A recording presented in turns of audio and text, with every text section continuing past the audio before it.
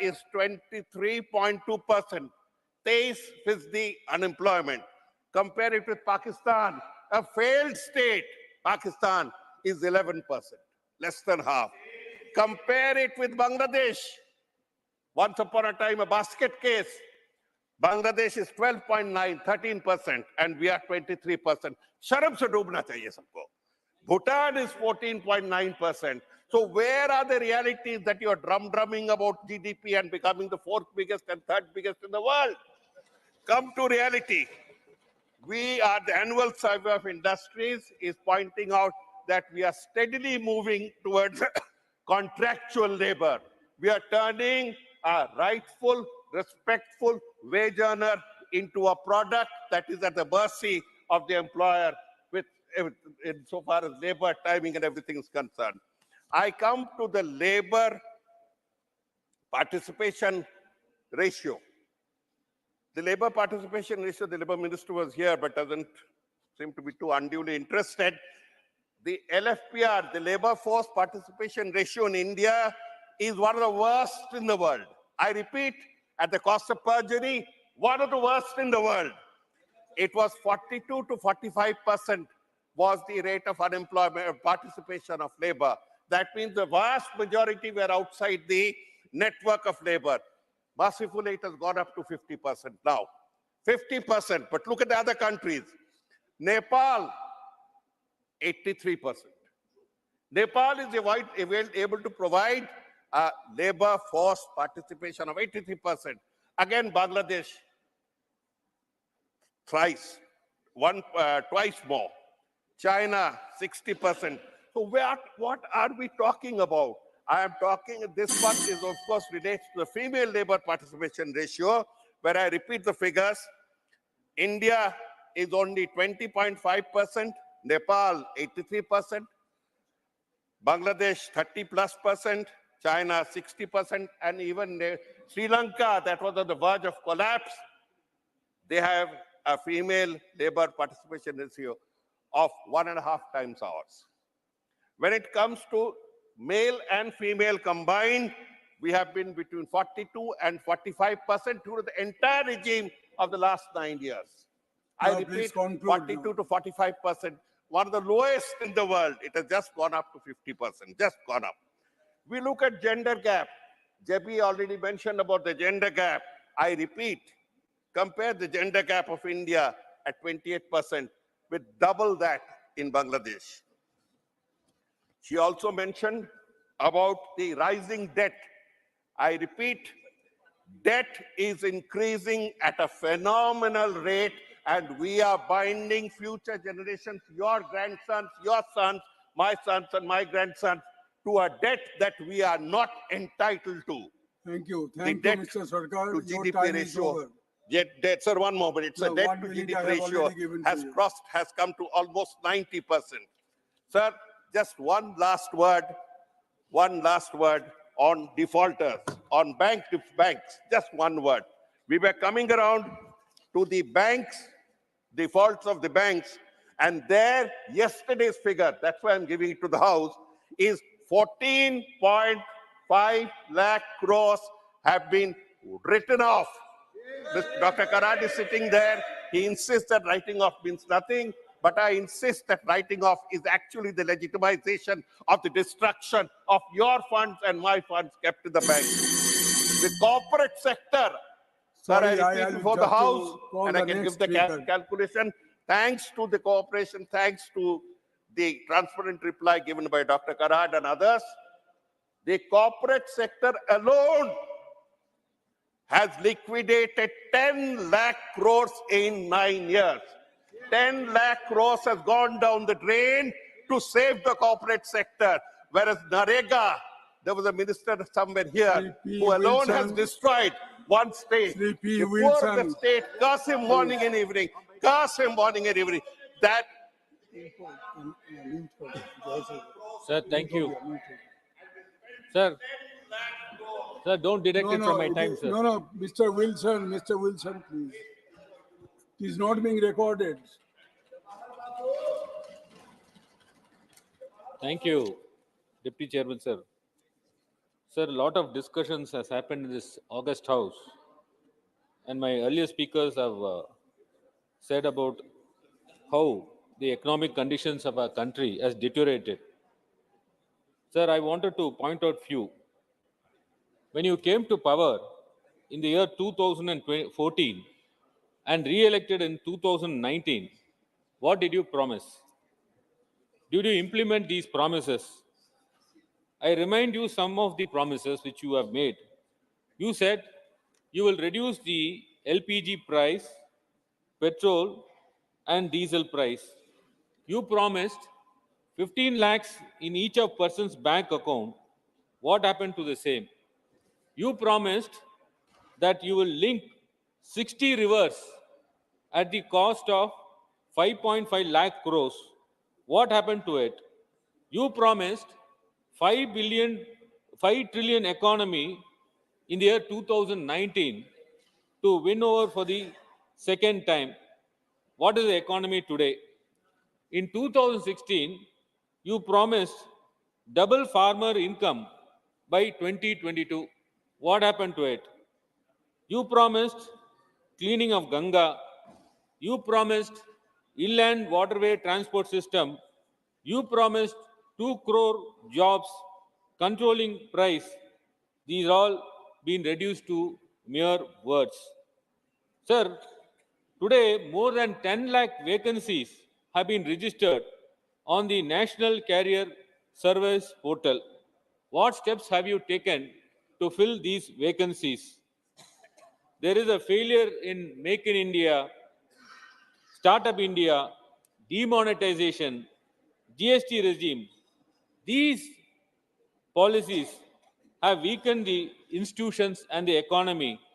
And these are the shining examples as to how the today's economy is. Sir, Tamil Nadu is the 10th largest state in India, is the second wealthiest state by GDP, and is the second largest contributor to India's GDP. For every 1 rupee that Tamil Nadu contributes to the center, it gets only 29 paisa. This demonstrates the immense contribution made by our state. But what is the return? Today, I will delve into the stepmotherly treatment which my state is facing from the hands of the union government. However, the present government has been helping their corporate friends to earn homogeneous profits and showering non-existent promises to the citizens of the country. Sir, I wanted to ask a question whether the per capita income of every Indian citizen has increased. Sir, the villages are worst affected. There is no agriculture, there is no industrial growth, there is no jobs. Sir, the daily wages, low income workers are the sufferers because of the price rise in the essential commodities. And sir, they lead a very miserable life. You have sold all the public sector undertakings which is available in India. The business owners have also been adversely affected by the rise in prices of the essential commodities, as they have been unable to cope up with the rising prices without having to raise the prices of their finished goods and making it difficult for them to survive in this competitive field.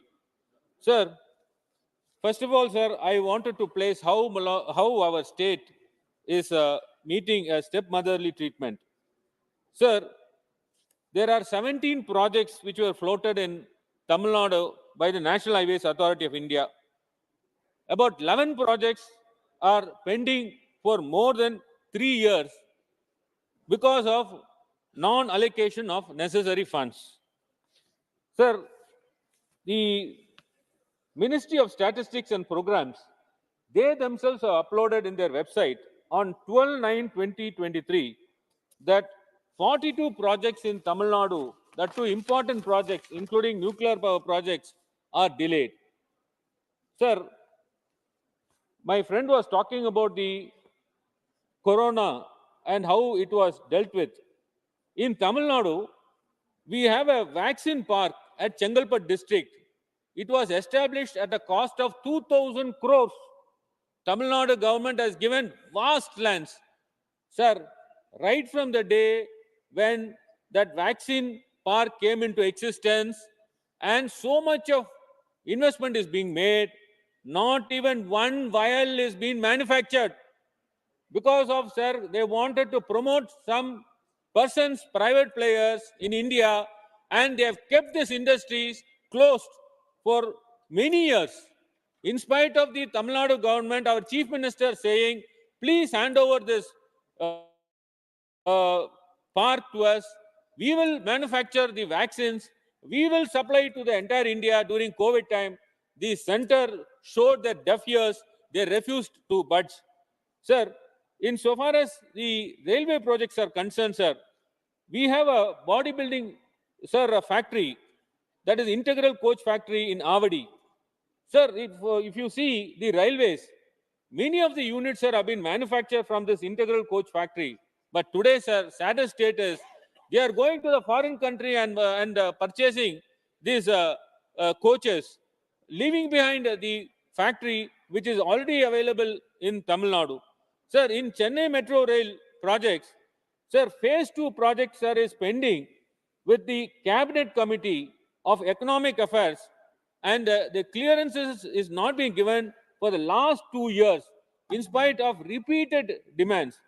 Sir, so far as the Food Corporation of India, the subsidy of 6,500 crores for the PDS rice is not being distributed to Tamil Nadu.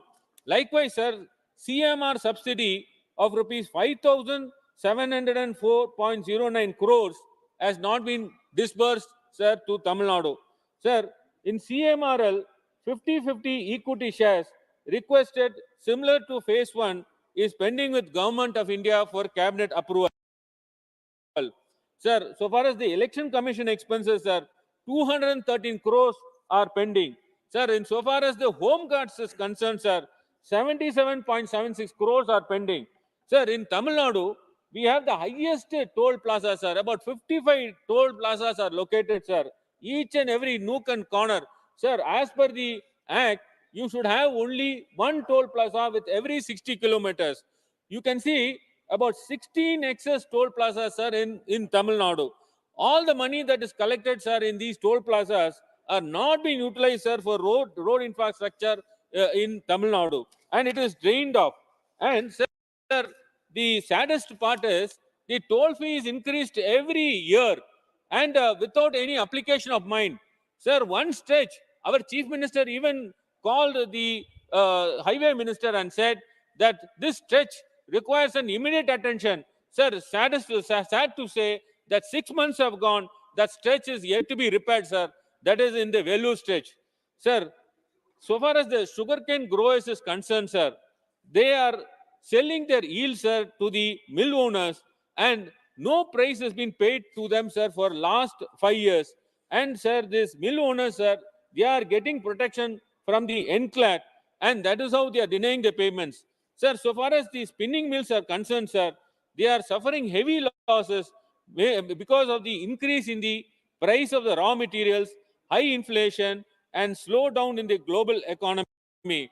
Sir, in fact, our chief minister has written a letter requesting union government to provide financial support for MSME in textiles sector, restructure the existing loans under emergency credit line guarantee schemes, and disbursement of fresh loans under ECLGS by reducing regular interest to offset losses.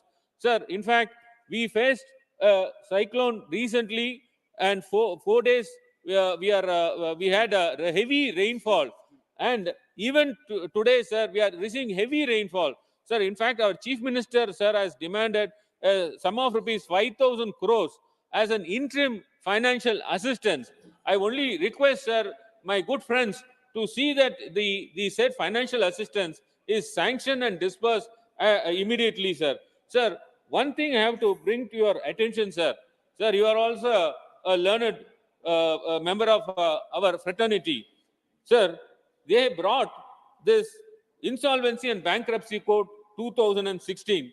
Sir, this law is legislated for industrial friends who wants to acquire industry, sir. Sir, under the garb of legal procedure, sir, they are liquidating many industries. Sir, the principles such as waterfall mechanism, clean slate theory, haircut, written off, wipe off the debts, these are all, sir, are the nomenclature, or, sir, they use it a term in order to wipe away the industries for a song. Sir, the regime is nothing but a way to buy expensive assets in discounted rates as they are purchasing through public money, and the public money has no real value in this nation, sir. Thank you very much, sir. Thank you. Now, Sri Vijaypal Singh ji. Vijaypal Singh Tomar ji. धन्यवाद सभापति महोदय। मैं सबसे पहले अपने यशस्वी प्रधानमंत्री आपका समय 5 मिनट अलॉट किया गया है। 5 मिनट अलॉट किया गया है आपका समय। 5 मिनट? हाँ, तो मेरे हाथ में नहीं है। मुझे तो ज्यादा बताया था। चलिए, मोदी जी को धन्यवाद देना चाहता हूं कि उनके नेतृत्व में विषम परिस्थितियों में भारत की अर्थव्यवस्था विश्व की सबसे तेज गति से बढ़ने वाली अर्थव्यवस्था है। अपनी जीडीपी 7.6 है, जबकि चाइना की भी 4.9 रही है। और इसका कारण क्या है?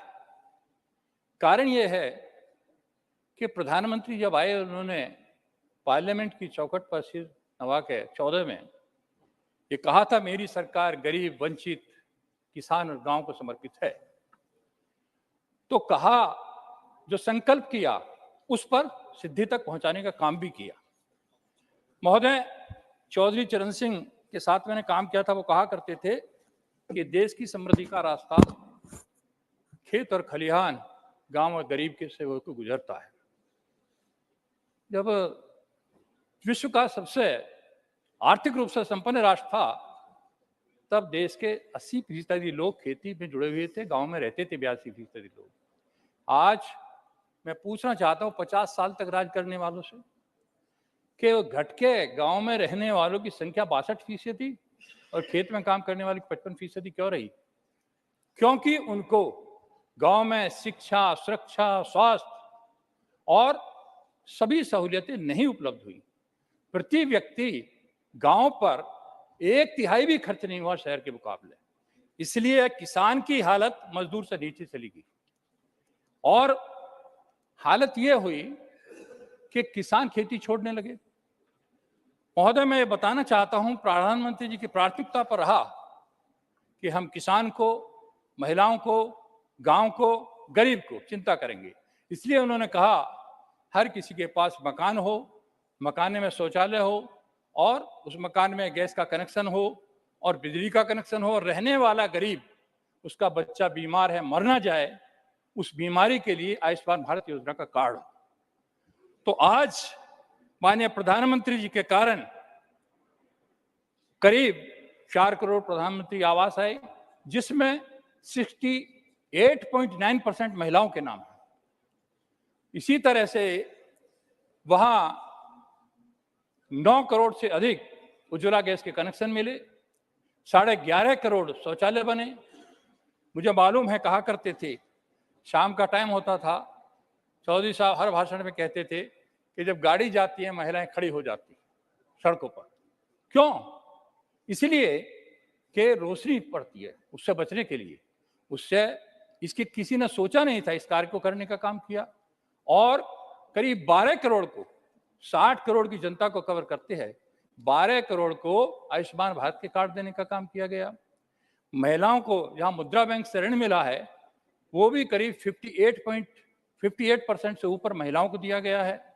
महोदय, मैं बताना चाहता हूं कि प्रधानमंत्री जी की पहले एक प्रधानमंत्री, भूतपूर्व प्रधानमंत्री रहे थे कांग्रेस के, उन्होंने कहा था, हम तो 100 रुपए भेजते हैं, नीचे 15 पहुंचते हैं, 85 बीच में खाए जाते हैं। तो 2 ही काम प्रधानमंत्री जी ने किए।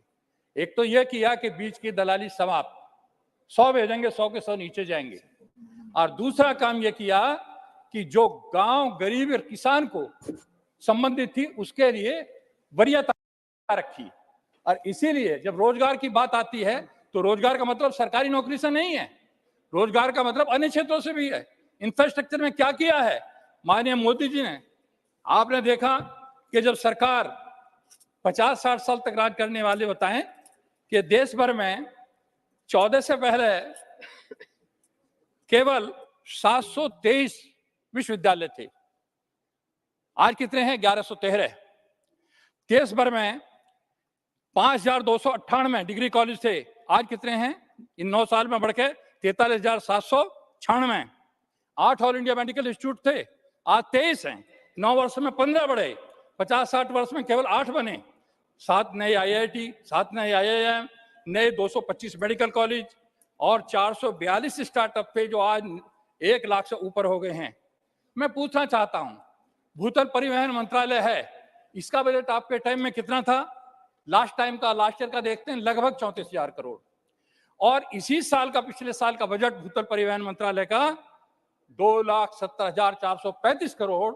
और प्रतिदिन इतनी बड़ी संख्या में आपके यहाँ 12 किलोमीटर प्रतिदिन बनती थी, अब 37 किलोमीटर हाईएस्ट रहा है। वैसे एवरेज भी 29 किलोमीटर पर डे का है। दुनिया का सेकंड नेटवर्क है, यह काम नहीं हो रहा, इतना पैसा है।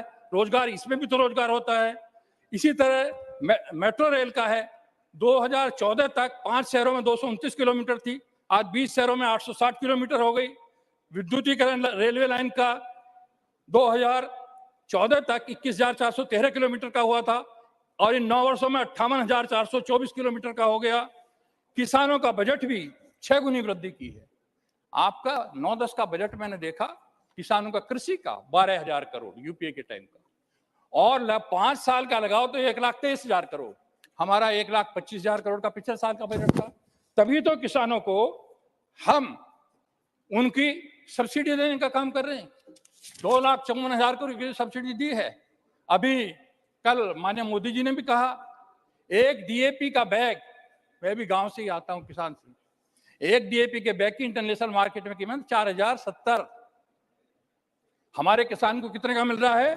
हमारे किसान को मिल रहा है 1,370 का। एक यूरिया के बैग की कीमत है 2,450, हमारे किसान को मिल रहा है 266 का। और ऊपर का कौन दे रहा है? मोदी जी की सरकार दे रही है।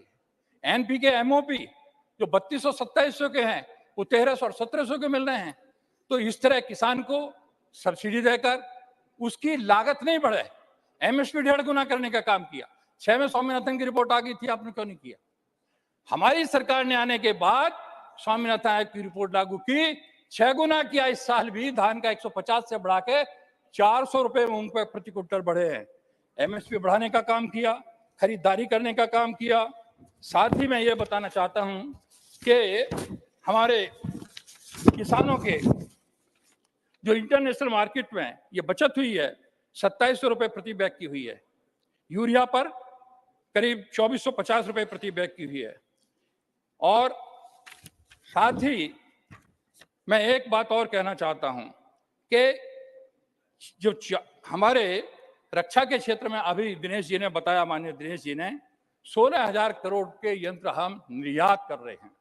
पहले आयात किया करते थे, 4100 ऐसे आइटम्स हैं जो उसका आयात बंद हो गया है, यही निर्मित होने लगे हैं, स्वदेशी को बढ़ावा देने के लगे हैं। हमारे जो 50 करोड़ से अधिक जनधन के खाते खोले गए हैं, 80 करोड़ से अधिक मुफ्त राशन दिया गया है। जब दुनिया देख रही थी कोरोना में कि कोरोना में लोग मर रहे हैं, हमारे विदेश मंत्री को यूएनओ में कहा था कि यूरोप तो संपन्न देश है, भारत का क्या होगा? मोदी जी ने जब बुला करके अपने डॉक्टर्स को, अपने यहाँ के वैज्ञानिकों को, फार्मा कंपनियों को बुलाया और कहा सबसे पहले आनी चाहिए। 3 वैक्सीन पहले आई और अपने 222 डोज लगाई देश में और 110 देशों को भेजने का काम किया। और आज दुनिया को हम देने वाले हैं, आज लेने वाले नहीं हैं। भारत बदला है, ये मोदी जी के नेतृत्व में बदला हुआ भारत है। आज हर घर नल से जल पहुंचाने की बात आई। माननीय प्रोफेसर साहब ने कहा, हाँ एक प्रोफेसर साहब ने कहा कि मैं गांव में जाता हूं, मैं भी गांव में जाता हूं, मुझे तो कोई घर ऐसा नहीं मिलता। मैंने कहा अब तो जाड़े का सीजन आ गया, मक्का की रोटी बनाओ और साग, चूल्हा किसी का नहीं है। आज हर घर में गैस है, और चल रही है। पाइपलाइन बिछी हुई है हर गांव में, वो लग गई हैं, पानी जा रहा है। करीब 8.5 पॉइंट इतने करोड़ हैं, 8.5 करोड़ घरों में नल से जल पहुंच चुका है। मैं ये भी कहना चाहता हूं 9 करोड़ से अधिक उज्ज्वला गैस के कनेक्शन चले गए हैं।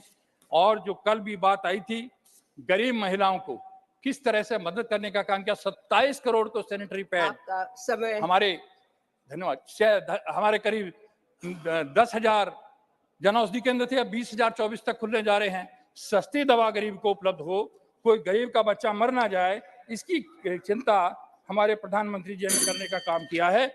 मैं अपने प्रधानमंत्री जी को और सरकार को, जिन्होंने एक ऐतिहासिक काम किया है, विषम परिस्थितियों में देश आज तेज गति से आगे बढ़ रहा है। 27 तक तीसरी बड़ी अर्थव्यवस्था का जो संकल्प प्रधानमंत्री जी ने कहा है, उसे निश्चित रूप से सिद्धि तक पहुंचाने का काम करेंगे और 47 तक भारत विकसित राष्ट्र की श्रेणी में आएगा। बहुत बहुत धन्यवाद। धन्यवाद। माननीय श्री राघव चड्ढा जी। माइक। अच्छे दिन का वादा करके ये भारतीय जनता पार्टी सरकार में आई। अच्छा दिन तो आ गया। और 2014 के बाद आज तक अच्छे दिन का शायद ही इन्होंने इस जुमले का प्रयोग किया हो। 2019 के चुनाव से पहले एक वादा जरूर किया, एक और ख्वाब दिखाया देश की जनता को कि हम एक न्यू इंडिया बनाएंगे। और 2022 जब भारत देश की आजादी को 75 साल हो जाएंगे तो अमृतकाल आएगा, न्यू इंडिया आएगा और हम ये बड़ी चीजें करेंगे। अब 24 का चुनाव आ गया। कम से कम 24 के चुनाव से पहले जो न्यू इंडिया का वादा था और 25 बड़े वादे जो इन्होंने किए थे कि हम 2022 तक ये हासिल कर लेंगे, उसका आकलन होना चाहिए। आज मैं वादा बनाम वास्तविकता की, वादा बनाम सच्चाई की पूरी सूची लेकर आया हूं और आपके सामने रखना चाहूं। पहला वादा था कि 2022 तक भारत देश $5 ट्रिलियन की इकोनॉमी बन जाएगा। आज हम, सच्चाई ये है कि उस वादे से बहुत कोसों दूर है। और सवाल ये नहीं है कि $5 ट्रिलियन इकोनॉमी भारत बनेगा कि नहीं बनेगा। अगर सरकार अपनी उंगली भी ना उठाए तो भी हम बन जाएंगे। लेकिन सवाल यह है कि बनेंगे कब, 2027 में, 28 में या 30 में। लेकिन वादा पूरा नहीं हुआ। दूसरा वादा किया कि हर भारतीय के पास एक bank account, life insurance, accident insurance, pension और रिटायरमेंट प्लानिंग सेवाएं होंगी 2022 तक। सरकार की अपनी रिपोर्ट ये बताती है, सच्चाई दिखलाती है, इकोनॉमिक सर्वे 2022 की, कि हर 100 लोगों में मात्र 3 लोग ऐसे हैं, मात्र 3 लोग जिनके पास लाइफ इंश्योरेंस है और हर 100 लोगों में मात्र एक आदमी, एक औरत ऐसी है जिसके पास अतिरिक्त इंश्योरेंस, लाइफ इंश्योरेंस छोड़कर है। ये सच्चाई है। जन धन योजना में अकाउंट तो खुलवा लिए, लेकिन मैं पूछना चाहूंगा, कभी मुड़कर उन अकाउंट्स की ओर भी देखा कि कितने खाते खाली हैं, कितने अकाउंट डोरमेंट हो गए। तीसरा वादा जो इन लोगों ने किया था वो था कि किसानों की आय को 2022 तक दुगना कर देंगे। अब इस वादे की बात भी नहीं करते मैम। और आय तो छोड़िए, किसान का कर्जा दुगना करने का काम पिछले 5 सालों में सरकार ने किया। पिछले 18 क्वार्टर्स की सबसे लोएस्ट ग्रोथ एग्रीकल्चरल सेक्टर में इस क्वार्टर में देखी जा रही है, जो चौंका देने वाले आंकड़े हैं।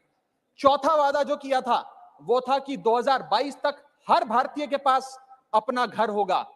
सच्चाई आप जानती हैं, कितने भारतीयों के पास अपना घर है। घर तो आम आदमी का घर छोड़िए, सांसदों तक का घर छीना जा रहा है यहां पे, ये सच्चाई है। पांचवा वादा किया था, हर भारतीय के पास 2022 तक शौचालय होगा, यानी कि एक्सेस टू टॉयलेट होगा। अगर ये वादा पूरा हो गया होता तो ओपन डेफिकेशन भारत में बढ़ता नहीं।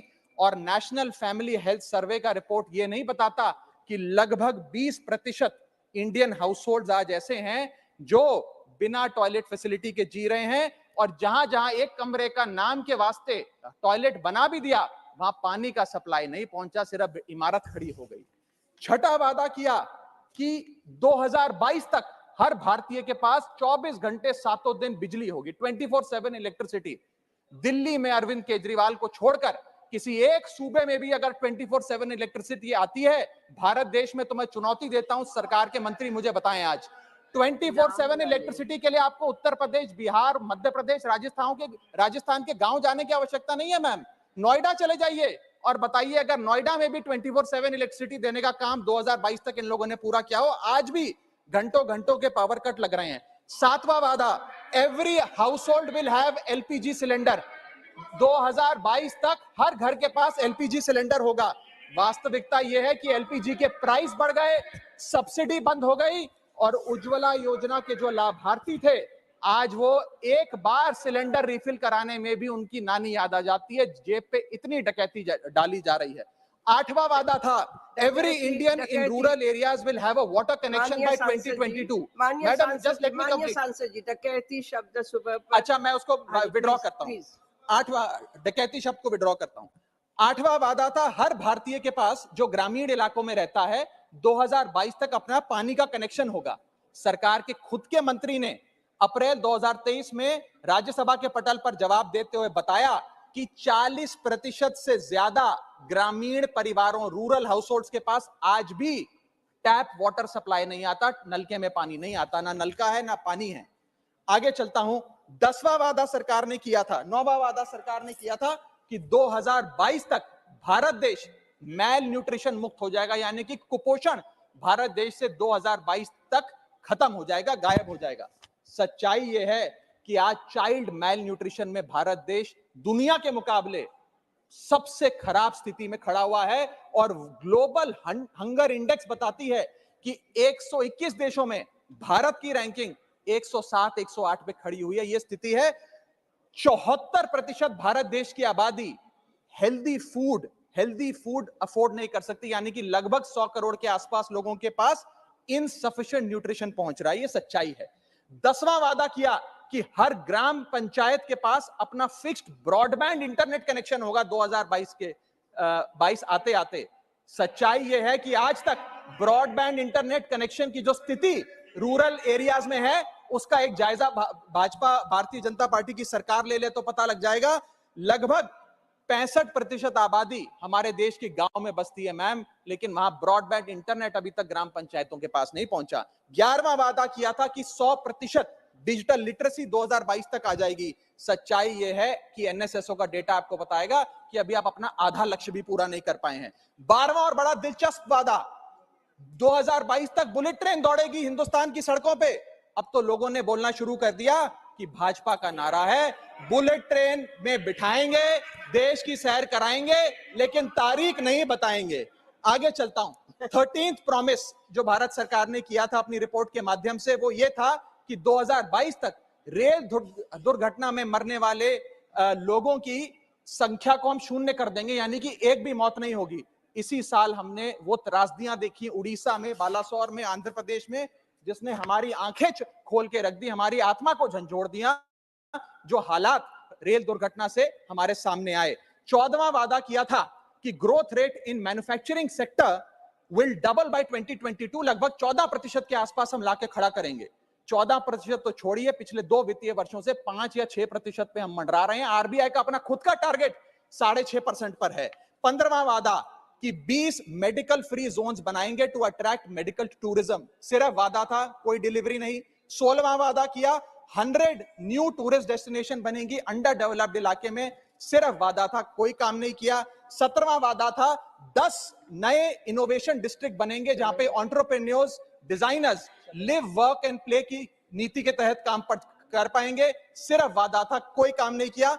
18वां वादा, मैनुअल स्कैवेंजिंग से होने वाली मौतों को हम 0 पर लाकर खड़ा कर देंगे। 2022 तक manual scavenging will be eradicated. सच्चाई यह है कि मंत्री जी खुद अपने जवाब में सदन में बताते हैं कि पिछले 5 सालों में 339 डेथ सेप्टिक टैंक्स में हुई और 2022 अकेले वर्ष में 66 रिपोर्टेड डेथ्स मैनुअल स्कैवेंजिंग की वजह से हुई। न जाने कितनी अनरिपोर्टेड डेथ्स हैं, उनका तो आंकड़ा ही नहीं है। 19वां वादा कि proportion of formally skilled labour to workforce हम बढ़ाकर 15% कर देंगे। सच्चाई यह है कि 2023 खत्म होने को आ रहा है, 15% तो छोड़िए फॉर्मली स्किल्ड लेबर, हम आज 5% पे 5% पे मंडरा रहे हैं। जहां यूके में यह आंकड़ा 68%, जर्मनी में 75%, यूएस में 52%, जापान में 80% है। भारत देश 5% के आसपास खड़ा हुआ है। 20वां वादा किया था कि नई नौकरियां देंगे। 3 million jobs in health care, 40 million jobs in tourism, 5 million jobs in mines and minerals. नौकरी की तो जितनी बात करी जाए उतनी कम है, मिलने की बजाय नौकरियां जा रही हैं। 21वां वादा, सिंगल प्लास्टिक यूज बैन हो जाएगा 2022 तक। नोटिफिकेशन लाकर बैन तो कर दिया, लागू कितना हुआ ये मैं सरकार से पूछना चाहता हूं। 14 मिलियन टन प्लास्टिक इस साल भी हिंदुस्तान में यूज किया गया। 22वां वादा, बस समाप्त कर रहा हूं, इंपोर्ट जो है क्रूड ऑयल के और गैस के, वो 10% से घटा दिए जाएंगे 2022 आते आते। 10% तो छोड़िए, क्रूड ऑयल की जो हमारा बिल है, इंपोर्ट बिल, उसके चलते वो डबल हो गया। गैस, क्रूड, सबकी इंपोर्ट्स भारत देश में बढ़ते जा रहे हैं। 23वां वादा, 23वां वादा कि नेशनल हाईवे की लेंथ को बढ़ाकर हम 2 लाख किलोमीटर कर देंगे। सच्चाई यह है कि 2 लाख किलोमीटर तो छोड़िए, 30 नवंबर 2022 को गवर्नमेंट का अपना आंकड़ा बताता है कि हम लगभग 1,44,000 किलोमीटर के आसपास खड़े हैं, यानी कि इस वादे में भी फेल हो गए। 24वां वादा बड़ा दिलचस्प है, सुनिएगा आप। No crop residue burning to reduce air pollution and PM 2.5 levels will come down by 50 to by 2022, यानी कि 50 से नीचे आ जाएगा PM 2.5 का लेवल। सच्चाई यह है कि आज भी पूरा उत्तर भारत गैस चेंबर बना हुआ है। केवल दिल्ली, चंडीगढ़ नहीं, लखनऊ, वाराणसी में भी वायु प्रदूषण है। सरकार को इसका समाधान ढूंढना चाहिए। और 25वां और आखिरी वादा किया था कि we will achieve a doctor population ratio of at least 1:1400 and a nurse population ratio of at least 1:1500। ये वादा पूरा करने में भी फेल रही। सच्चाई ये है कि प्राइमरी हेल्थ केयर सेंटर हो या CHCs हो, इन सब में डॉक्टर्स, नर्सेस की शॉर्टेज है। बढ़ाना तो दूर, जो ज्यादा जो एग्जिस्टिंग सेंटर्स हैं उसमें भी आज फोर्स नहीं। और आखिरी में, अंत में बस इतना कहूंगा कि 25 वादे सरकार ने करे थे कि ये बड़े वादे हम 2022 तक पूरे करेंगे। इन 25 में से एक वादा भी पूरा नहीं किया। अब क्या मुंह दिखाकर ये 2024 में लोगों से वोट डालने जाएंगे? कोई साधारण आदमी अगर वादा कर वादा खिलाफी करता है तो उस पे कार्रवाई होती है, उस पे पर्चा दर्ज हो जाता है, 420 की धाराएं लग जाती हैं। जब सरकार वादा कर मुकरती है तो जनता की अदालत उसका फैसला करेगी। मैडम, बहुत बहुत शुक्रिया। जय हिंद, जय Bharat.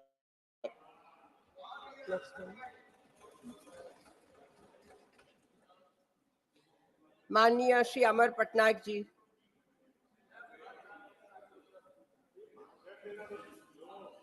Thank you, Honorable Deputy Chairman, ma'am.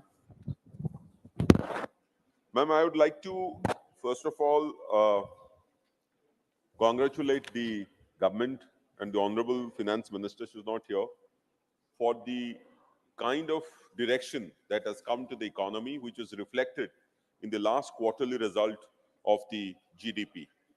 7.6% in the July-September quarter of 2024, beating all expectations by all the rating agencies.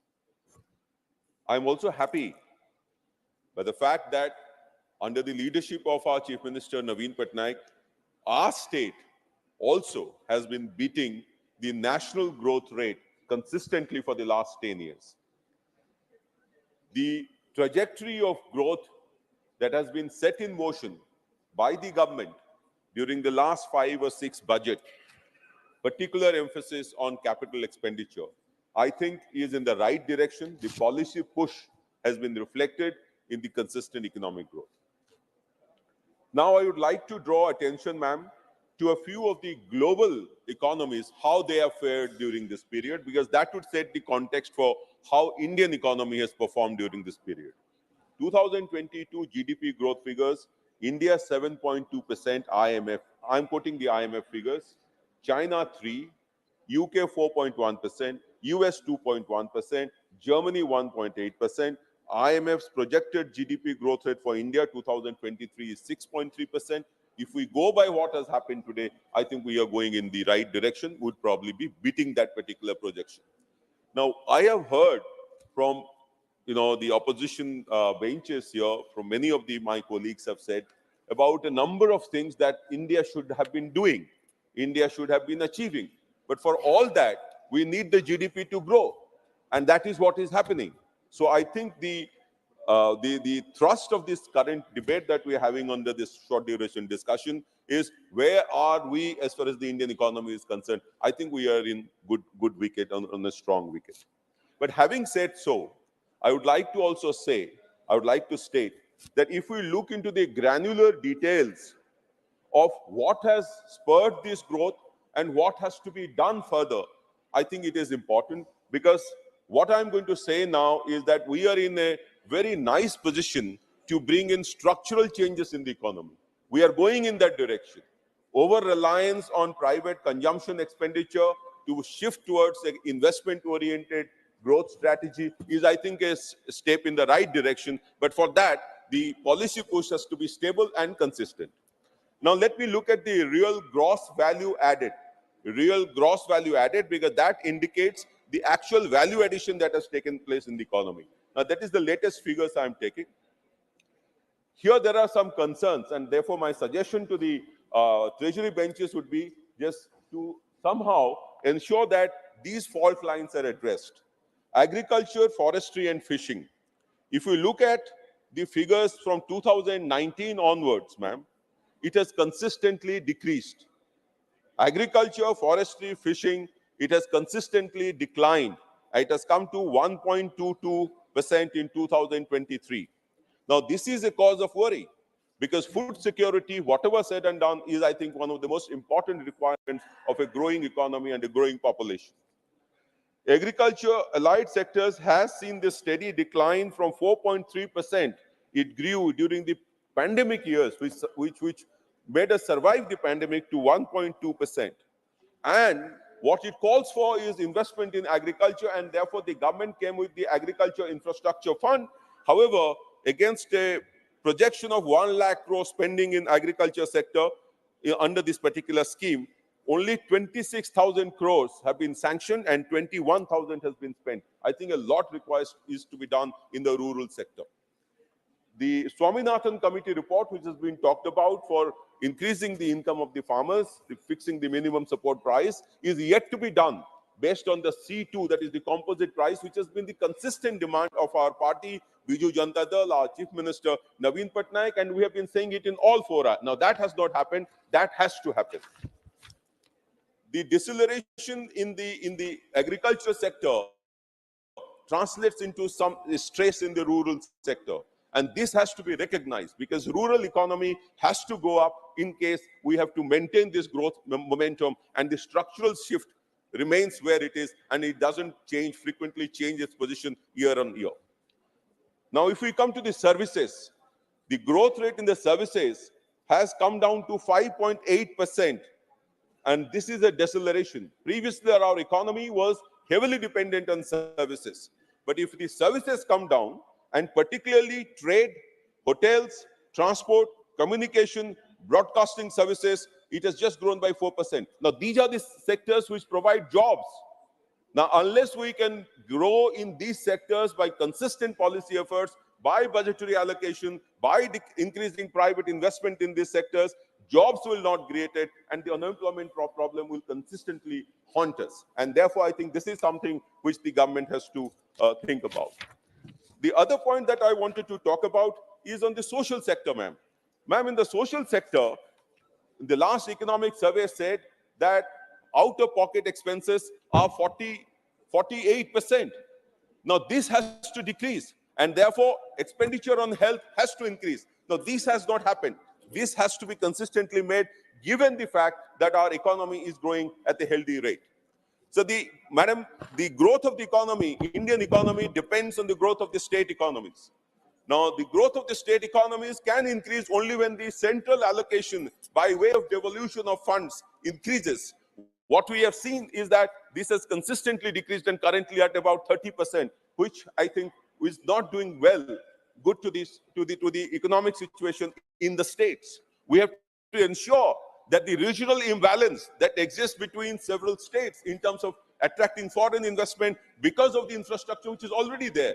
Now, that has to be addressed by either declaring special focus state to some of the states like Orissa or Andhra Pradesh, or making an infra push in these sectors, which will actually lift them to a level in which foreign direct investment can also come into these sectors. Ma'am, there is a point that I wanted to make relating to tax to GDP ratio. Tax to GDP ratio had shown a good trend recently. The GST collection has increased, which basically means that formalization of the economy is taking place. But at the same time, 90% of the people are still employed in informal economy. Now, this is a contradiction which I think the government has to address at some point of time, because unless this is addressed, a structural problem may still remain in the economy even as we are growing in GDP terms.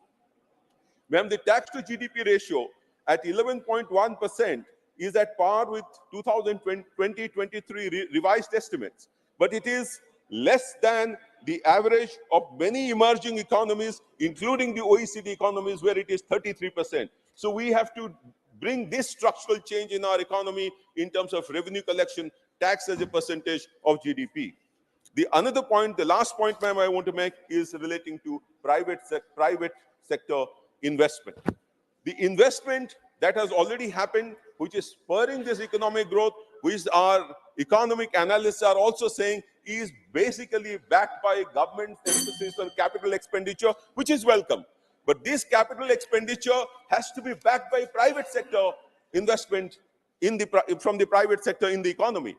The household sector's investment in the economy is already happening, but the private sector's investment is not happening. This is a cause for worry, and for that, I think several more policy push have to be made, because this would be another source in which jobs can be created, employment opportunities can be created, and unemployment can be addressed.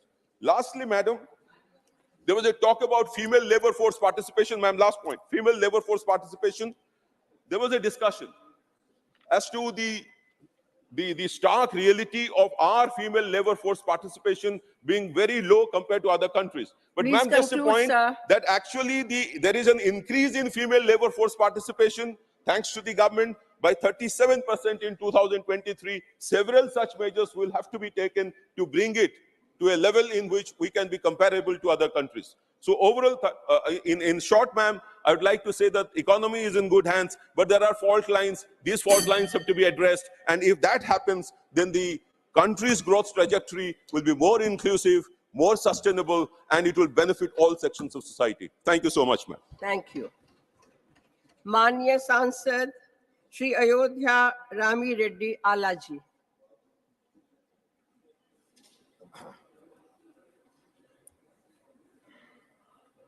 At the outset, I would like to thank the Honorable Vice Chairman, ma'am, for giving me the opportunity to speak on the economic situation prevailing in the country. Ma'am, I would like to emphatically state that 20th century belonged to China, but 21st century belongs to India. India has emerged as one of the fastest growing economies in the world, despite challenges in the global environment. Though challenges include the rise in geopolitical tensions, disruptions of supply chains, and a global tightening of monetary policies and inflationary pressures. The economy is projected to grow at 6.5 to 7% rate in the fiscal year 2024, but the country's economy expanded 7.6% in July-September quarter, surpassing the projections of 6.5% growth estimate by RBI. India's growth rate is almost twice the average of emerging market economies. What is really working for us? India's economic progression is being powered by the government's emphasis on public infrastructure investment, capital expenditure, and increased bank rate growth. Government spending has been up by 12.4%. Manufacturing and construction sectors have also seen growth with the rise in demand for new projects. The biggest boost in the growth came from services sector, which grew at 10.3% in the first quarter, up from 6.9% in the previous quarter. This can be attributed to strong growth in the financial, agri, real estate, and other services sectors as well. As an emerging economy, India has been able to control its inflation, while many advanced economies are dealing with severe inflation and have not yet been able to stabilize these economies. According to IMF estimates, the Indian economy will emerge as the world's third largest economy by 2027, surpassing Japan and Germany's GDP, as we are going to cross $5 trillion. Madam, India's digital infrastructure is the best in the world. Our digital infrastructure development has helped in faster delivery of financial services, and helped make a positive impact on financial inclusion.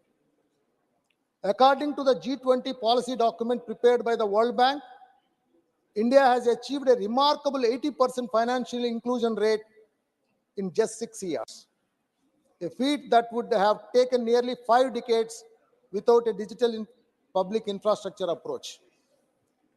Andhra Pradesh government, under the able and dynamic leadership of Mr. Jagan Mohan Reddy, has used this digital infrastructure to transform the state to next level.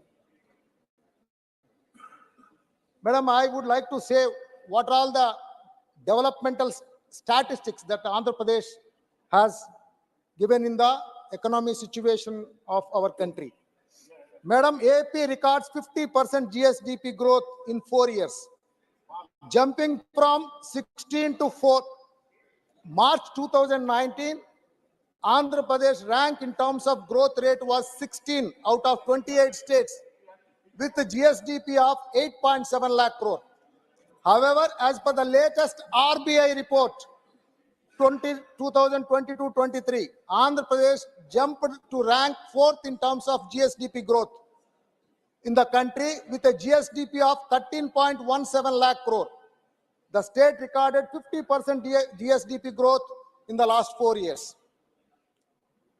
The second point, significant uptick in per capita income. AP moves from spot 17 to 9. In March 2019, Andhra Pradesh ranked 17th in the country with a per capita income of 1.5 lakh.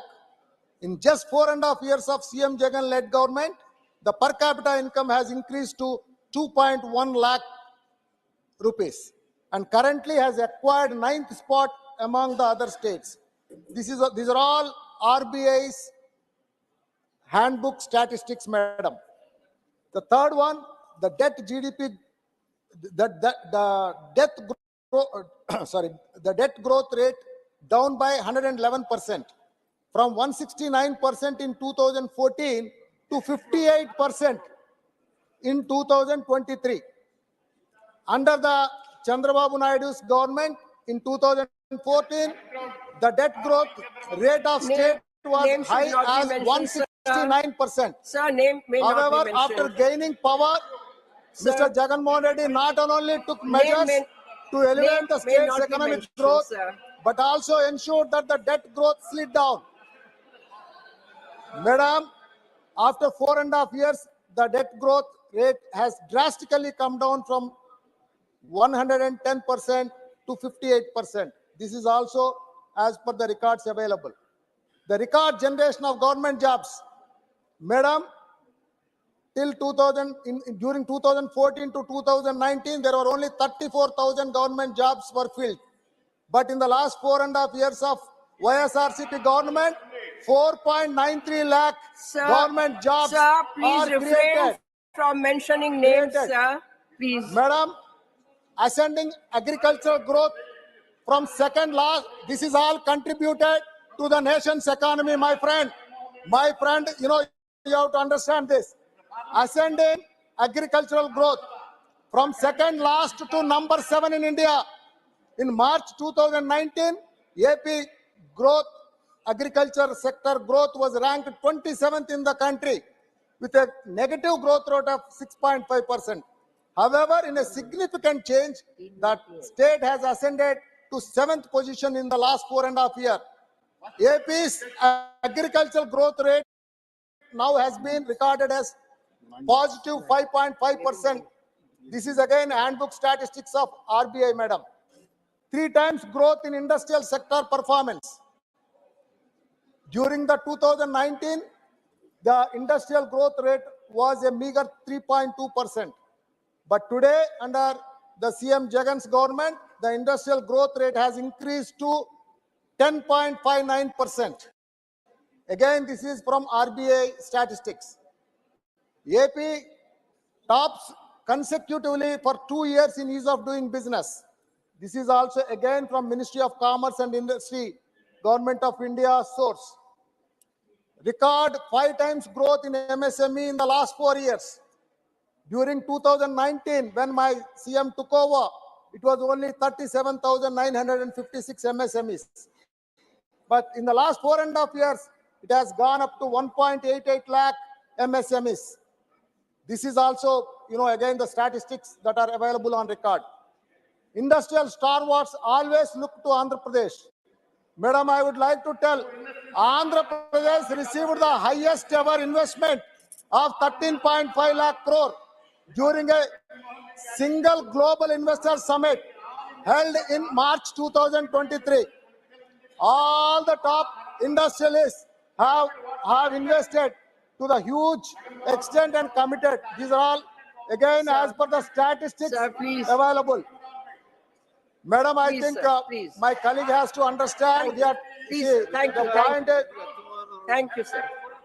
Ravindra, Please. see, then finally, ma'am, revolution in school infrastructure. Madam, in the last 4 years, Sir, please. 7,112 crores has been spent in government schools. More than, madam, introduction of English medium is one of the best governance and best input that has come from Andhra Pradesh government. 46% exponential rise in healthcare infrastructure. It has increased 41,000 crores. The CM Jagan government has developed more than 10,000 YSR village health clinics, which were never looked at it. Arogya Suraksha programs and also free medical camps, whatnot. There's a huge, massive infrastructure boost. More than 4 ports, 10 fishing harbors, 2 airports, 17 medical colleges, 3 industrial corridors with 5 nodes, 10,778 Rait Bharosa Kendras, 15,000 Gram Sachivalayams, 10,000 YSR health clinics, and all over 31 lakh house pattas to poor and other. 22 lakh houses are under construction. Madam, I have few suggestions for Government of India. To evolve into a $5 trillion economy, India must focus on several key areas, especially in new and emerging fields. Digital infrastructure and technology certainly need to be focused. Renewable energy, it need to be focused. Financial sector reforms need to be focused. International trade and relations should be focused. Research and development initiatives should be focused. Judicial sector reforms must be focused. Bureaucracy reforms should be focused. Madam, I must tell you one thing. Under Prime Minister Modi's governance, this country has seen a lot of safety and security. There is a lot of discipline that has come in the system. I must tell you, starting from the shareholders to the investors to the industries, banking system, all the people that are there in the system Sir, please understood the conclude, importance sir. of governance, Please and conclude. everybody is following a disciplined route. Madam, I would like to congratulate the Honorable Prime Minister and the Finance Minister steering our country during huge global uncertainties in an effective manner while bringing the maximum benefits to the Indian economy through all the diplomatic outreach initiatives. Thank you very much, madam. Thank you, madam. माननीय सांसद Shrimati Priyanka Chaturvedi. Thank you so much, Honorable Deputy Chairperson. Thank you. मैं माननीय chairman का शुक्रिया कहना चाहूँगी कि उन्होंने एक बहुत महत्वपूर्ण सब्जेक्ट पे एक शॉर्ट ड्यूरेशन डिस्कशन होने का हमें मौका दिया. ये विपक्ष की मांग रही है कि अर्थव्यवस्था पे चर्चा हो. उन्होंने ये कहा है और उन्होंने ये परमिशन दी है, तो मैं उनकी आभारी हूँ. मैम, लास्ट फ्यू स्पीकर्स होने का फायदा ये होता है कि हमने सबकी फैक्ट फ्री डिफेंस सुना है भारतीय जनता पार्टी की तरफ से, सांसदों की तरफ से. क्या हो गया माइक को? आवाज कम है. Ma'am, you can hear me. Excuse me for a second, Dr. John Britters, I'm sorry. After her, please. Thank you. Ma'am, add 30 seconds to this disruption. So, 5. Oh, please stop. So, ma'am, what I want to say is, मुझे पूरा समय मिला सबकी बातें सुनने का, और खास करके कुछ सांसदों का, जहां कह रहे थे मनरेगा की डिमांड आधी हो चुकी है, अनएम्प्लॉयमेंट के आंकड़े आधे हो चुके हैं। तो मैं उनसे पूछना चाहूंगी कि अगर उनके आंकड़े सही हैं तो मनरेगा में जो अखबार हमें बताते हैं और जो रिपोर्ट आती है, मनरेगा की भारी मांग क्यों हो गई है, दुगनी क्यों हो गई है। साथ ही साथ रूरल मिनिस्ट्री की मांग है, 60,000 करोड़ का बजट था मनरेगा का, इस वाले आने वाले बजट की उनकी मांग है कि 1.1 लाख करोड़ मनरेगा को बजट एलोकेट करना चाहिए। ये किस वजह से हो रहा है अगर मनरेगा की डिमांड आधी हो गई है तो? दूसरी बात मेरे समझ में नहीं आई, जब एक माननीय सांसद कह रहे थे, जिनकी आदत है टू डिफेंड द इंडिफेंसिबल, कि अनएम्प्लॉयमेंट और इन्फ्लेशन से जनता को किसी तरीके का फर्क नहीं पड़ रहा है, इसलिए उनको चुनाव में भारी बहुमत मिल रहा है। तो अगर उनको किसी तरीके का दुख नहीं है इन्फ्लेशन, महंगाई को लेकर, या अनएम्प्लॉयमेंट आधा हो गया है, तो मैं पूछना चाहूंगी 80 करोड़ देश की जनता को जो राशन मिल रहा है वो किस वजह से मिल रहा है? या तो उनके पास रोजगार है, और अगर रोजगार है तो उनको ये 80 करोड़ लोगों को ये राशन की जरूरत क्यों आ पड़ी है? जीडीपी की बात हो रही थी, और एक और चीज उन्होंने कही थी कि आरबीआई के आंकड़े ब्रीच नहीं हुए हैं इन्फ्लेशन के। मैं उनको याद दिला दूं, जैन 2023 में 6.52% इन्फ्लेशन था, फेब 2023 में 6.44% था, जैन 2022 में 6.01% था, फेब 2022 में 6.07% था, मार्च 2022 में 6.95% था, और अप्रैल में 7.79% था। ये इन्फ्लेशन जो ब्रीच किया है आरबीआई के आंकड़ों का 6% का। बार बार जीडीपी की बात हो रही है, मैं जीडीपी से ज्यादा मैं पर कैपिटा इनकम में ध्यान देना चाहूंगी। एक माननीय सांसद ने कहा कि मैं अगल बगल की राज्यों की देशों की बात नहीं करना चाहूंगा, मैं अमेरिका, यूरोपियन यूनियन से हमारे देश की कंपैरिजन करना चाहूंगा। तो मैं उनसे रिक्वेस्ट करूंगी कि पर कैपिटा इनकम उन देशों के कंपैरिजन में इंडिया के पर कैपिटा इनकम पर ध्यान दें। यूएसए है पर एनम इनकम 2022 के आंकड़े मैम 63,41,117, चाइना 10,51,610, इंडिया कहां पे है 1,98,287। पिछले 2014 से जो पर कैपिटा इनकम देश के देशवासियों की बढ़ी है वो करीब 35% बढ़ी है। मैं उनसे ये क्रेडिट छीनना नहीं चाहूंगी, पर जो उनकी महंगाई बढ़ी है वो 123% बढ़ी है। तो आमदनी चवन्नी खर्चा रुपया जो कहा जाता था वो आज इन्होंने पूरा कर दिया है। अगर आप कहेंगे कि मैं दाल चावल सबका दाम भी दूं कितना बड़ा है, तो वो जिस आंकड़ों पे पर कैपिटा इनकम बढ़ा है उससे ज्यादा ही बढ़ा है। मैं 2 मिनट लूंगी, बस 1 मिनट और। आप भी महिला, मैं भी महिला, पहली बार। जो रुपी डेप्रिसिएशन की बात हुई थी, मुझे याद है जब गुजरात के मुख्यमंत्री होते थे प्रधानमंत्री जी, वो रुपी के गिरने पे कितना अफसोस जताया करते थे। कितने उनके भाषण हैं, कहते थे पाकिस्तान के रुपी स्ट्रॉन्गर हो रहा है, बाकी देशों का करेंसी स्ट्रॉन्ग हो रहा है, हमारे देश का ही क्यों वीक हो रहा है। और आज दिल दुखी होता है जब पढ़ता है कि हम लोग हिस्टोरिकल लो पे जा रहे हैं। इंडियन रुपी हिस्टोरिकल लो पे है अगेंस्ट द डॉलर। वो किसकी नीतियों की वजह से हुआ है वो देश, आई एम श्योर माननीय वित्त मंत्री हमें बताएंगी, यशस्वी प्रधानमंत्री जी। और जब ये पढ़ते हैं poorest performing currency in Asia, ma'am बस एक last minute, 1 last minute ma'am please, thank you so much, thank you so much. Unemployment के आंकड़े, मैं उस पे जाना, ma'am please one last minute. Last में मैम लोन राइट ऑफ्स के बारे में कहना चाहूंगी। बहुत बार ये बात हुई है कि गरीबों का ध्यान दिया है, गरीबों का उत्थान किया है। 10.6 lakh crore loan right of हुआ है, जिसमें से 50% जो लोन राइट ऑफ हुआ है उन कैपिटलिस्ट का हुआ है जिनका पूरा समर्थन भारतीय जनता पार्टी का है। तो आप जब गरीबी की बात करते हैं, सबका साथ सबका विकास की बात करते हैं, तो सही मायने में देश में सबका साथ और सबका विकास लाएं। आपकी आभारी हूं ma'am, thank you so much. Doctor John Brittas, माननीय सांसद जी। Thank you very much, madam.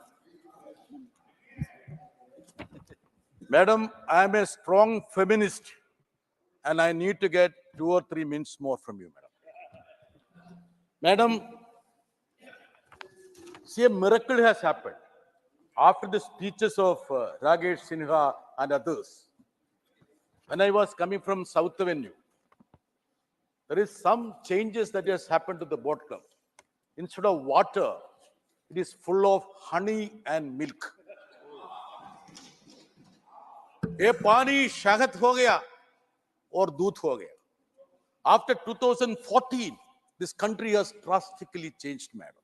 You know that, no? How it has changed. All the indices have been doled out here, and I will not refer to you, madam.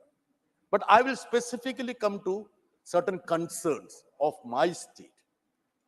Madam, the other day I had asked a question to the Honorable Finance Minister as to the borrowing limits of the states. I got an answer from the minister. She said that we are strict on borrowing limits because the 15th Finance Commission has given a recommendation.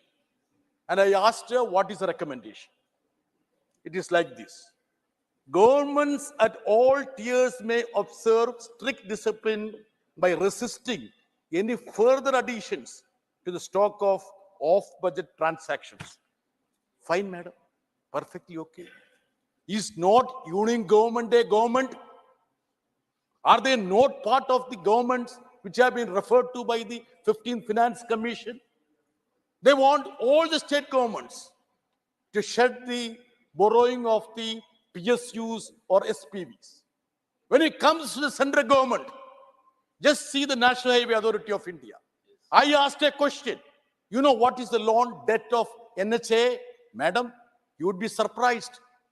3.4 lakh crore. There are other agencies also. They want to discipline state governments. What is the total debt of the union government, ma'am?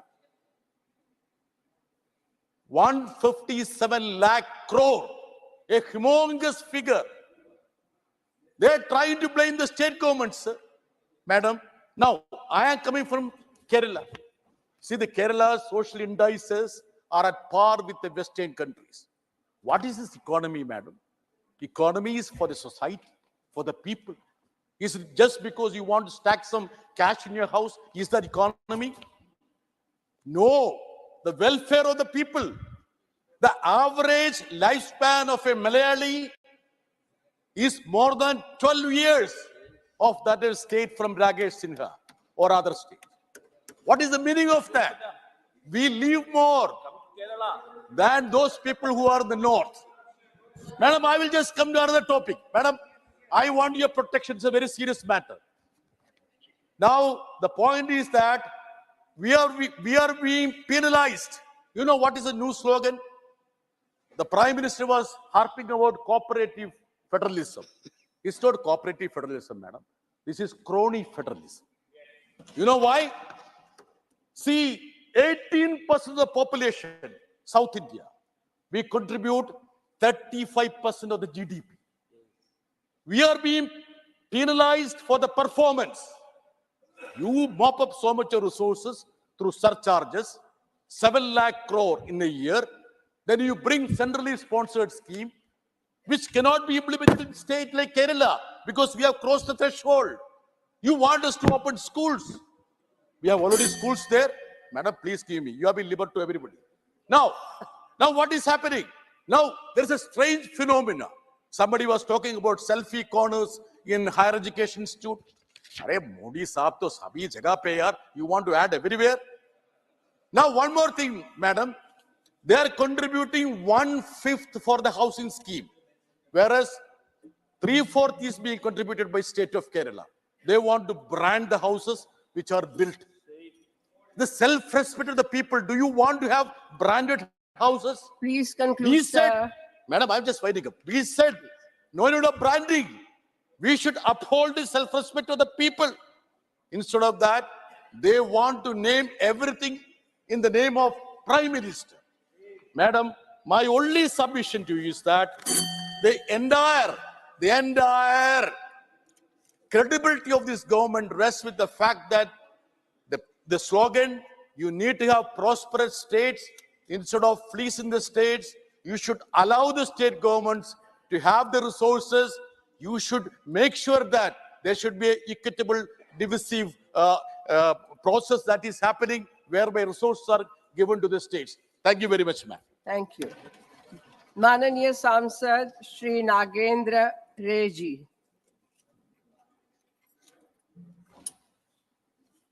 Thank you madam chairperson. In the chairperson, मैं भारत के आर्थिक व्यवस्था संबंधी कुछ बातें कहना चाहता हूं। हमें ये ध्यान रहे कि हमारे अतीत थे तो आप वर्तमान है तो भविष्य में भी रहेंगे। हमारे आर्थिक व्यवस्थापना हम अतीत में देखे, एक नजर डाले तो देखिए हमारे देश कुबेर का था, कुबेर धन, और देखे तो स्वर्णपुर।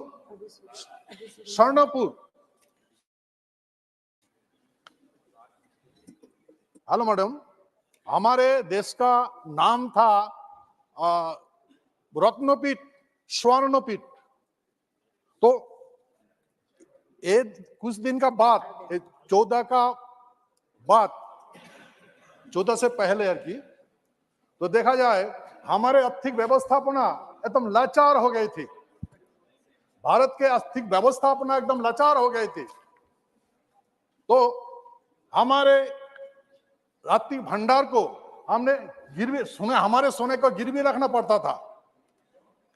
इतना आप देखे भारत के प्रधानमंत्री माननीय नरेंद्र दामोदर दास मोदी जब ये भारत को संभाला तब से देखे तो आज तक, अभी तक 2022 से 2023 के लिए भारत की जीडीपी वृद्धि 7.2% थी, और ये वित्तीय वर्ष 2022 से 2023 में दुनिया की प्रमुख अर्थव्यवस्थाओं में सबसे तेजी से बढ़ते अर्थव्यवस्था की स्थिति। भारतीय व्यवस्था को दुनिया में ब्राइट स्पॉट कहा जा रहे हैं। पिछले 9 वर्षों से भारत की एक उल्लेखनीय आर्थिक प्रक्षेपक की मतलब ये आर्थिक व्यवस्थापना का जो नीति है, ये दुनिया की नजर हमारे आर्थिक व्यवस्थापना का सराहनीय करते हैं। तो मैडम मैं कहना चाहता हूं जे हमारे अभी जो आर्थिक व्यवस्थापना है इसको कुछ इलाका में डेवलप की कमी है। देखिए ये जो डेवलप आर्थिक व्यवस्थापना ग्रोथ हुआ है, लेकिन हमारे नॉर्थ बंगाल, बिहार की उत्तर पूर्वी इलाका, आसाम का इलाका में, नॉर्थ ईस्ट इलाका में एकदम नैरो है। तो हम गवर्नमेंट से विनती करते हैं कि जल्द से जल्द हमारे उधर का आर्थिक व्यवस्थापना दुरुस्त हो। अभी बोलने दीजिए। फिर आर्थिक व्यवस्थापना दुरुस्त हो, इसीलिए गवर्नमेंट से मैं आग्रह करता हूं कि जल्द से जल्द हमारे उत्तर पूर्व भारत को, नॉर्थ ईस्ट साइड को डेवलप किया जाए। तो हमारे जो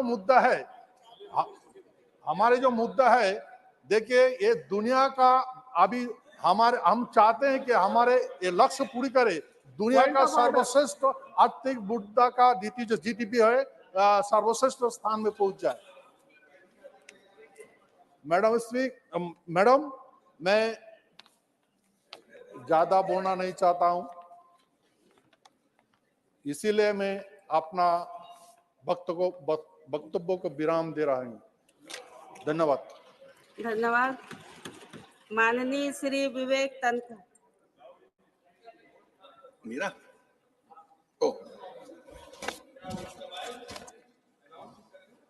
अब मैं बोल लूं, उसके बाद बोल लीजिएगा।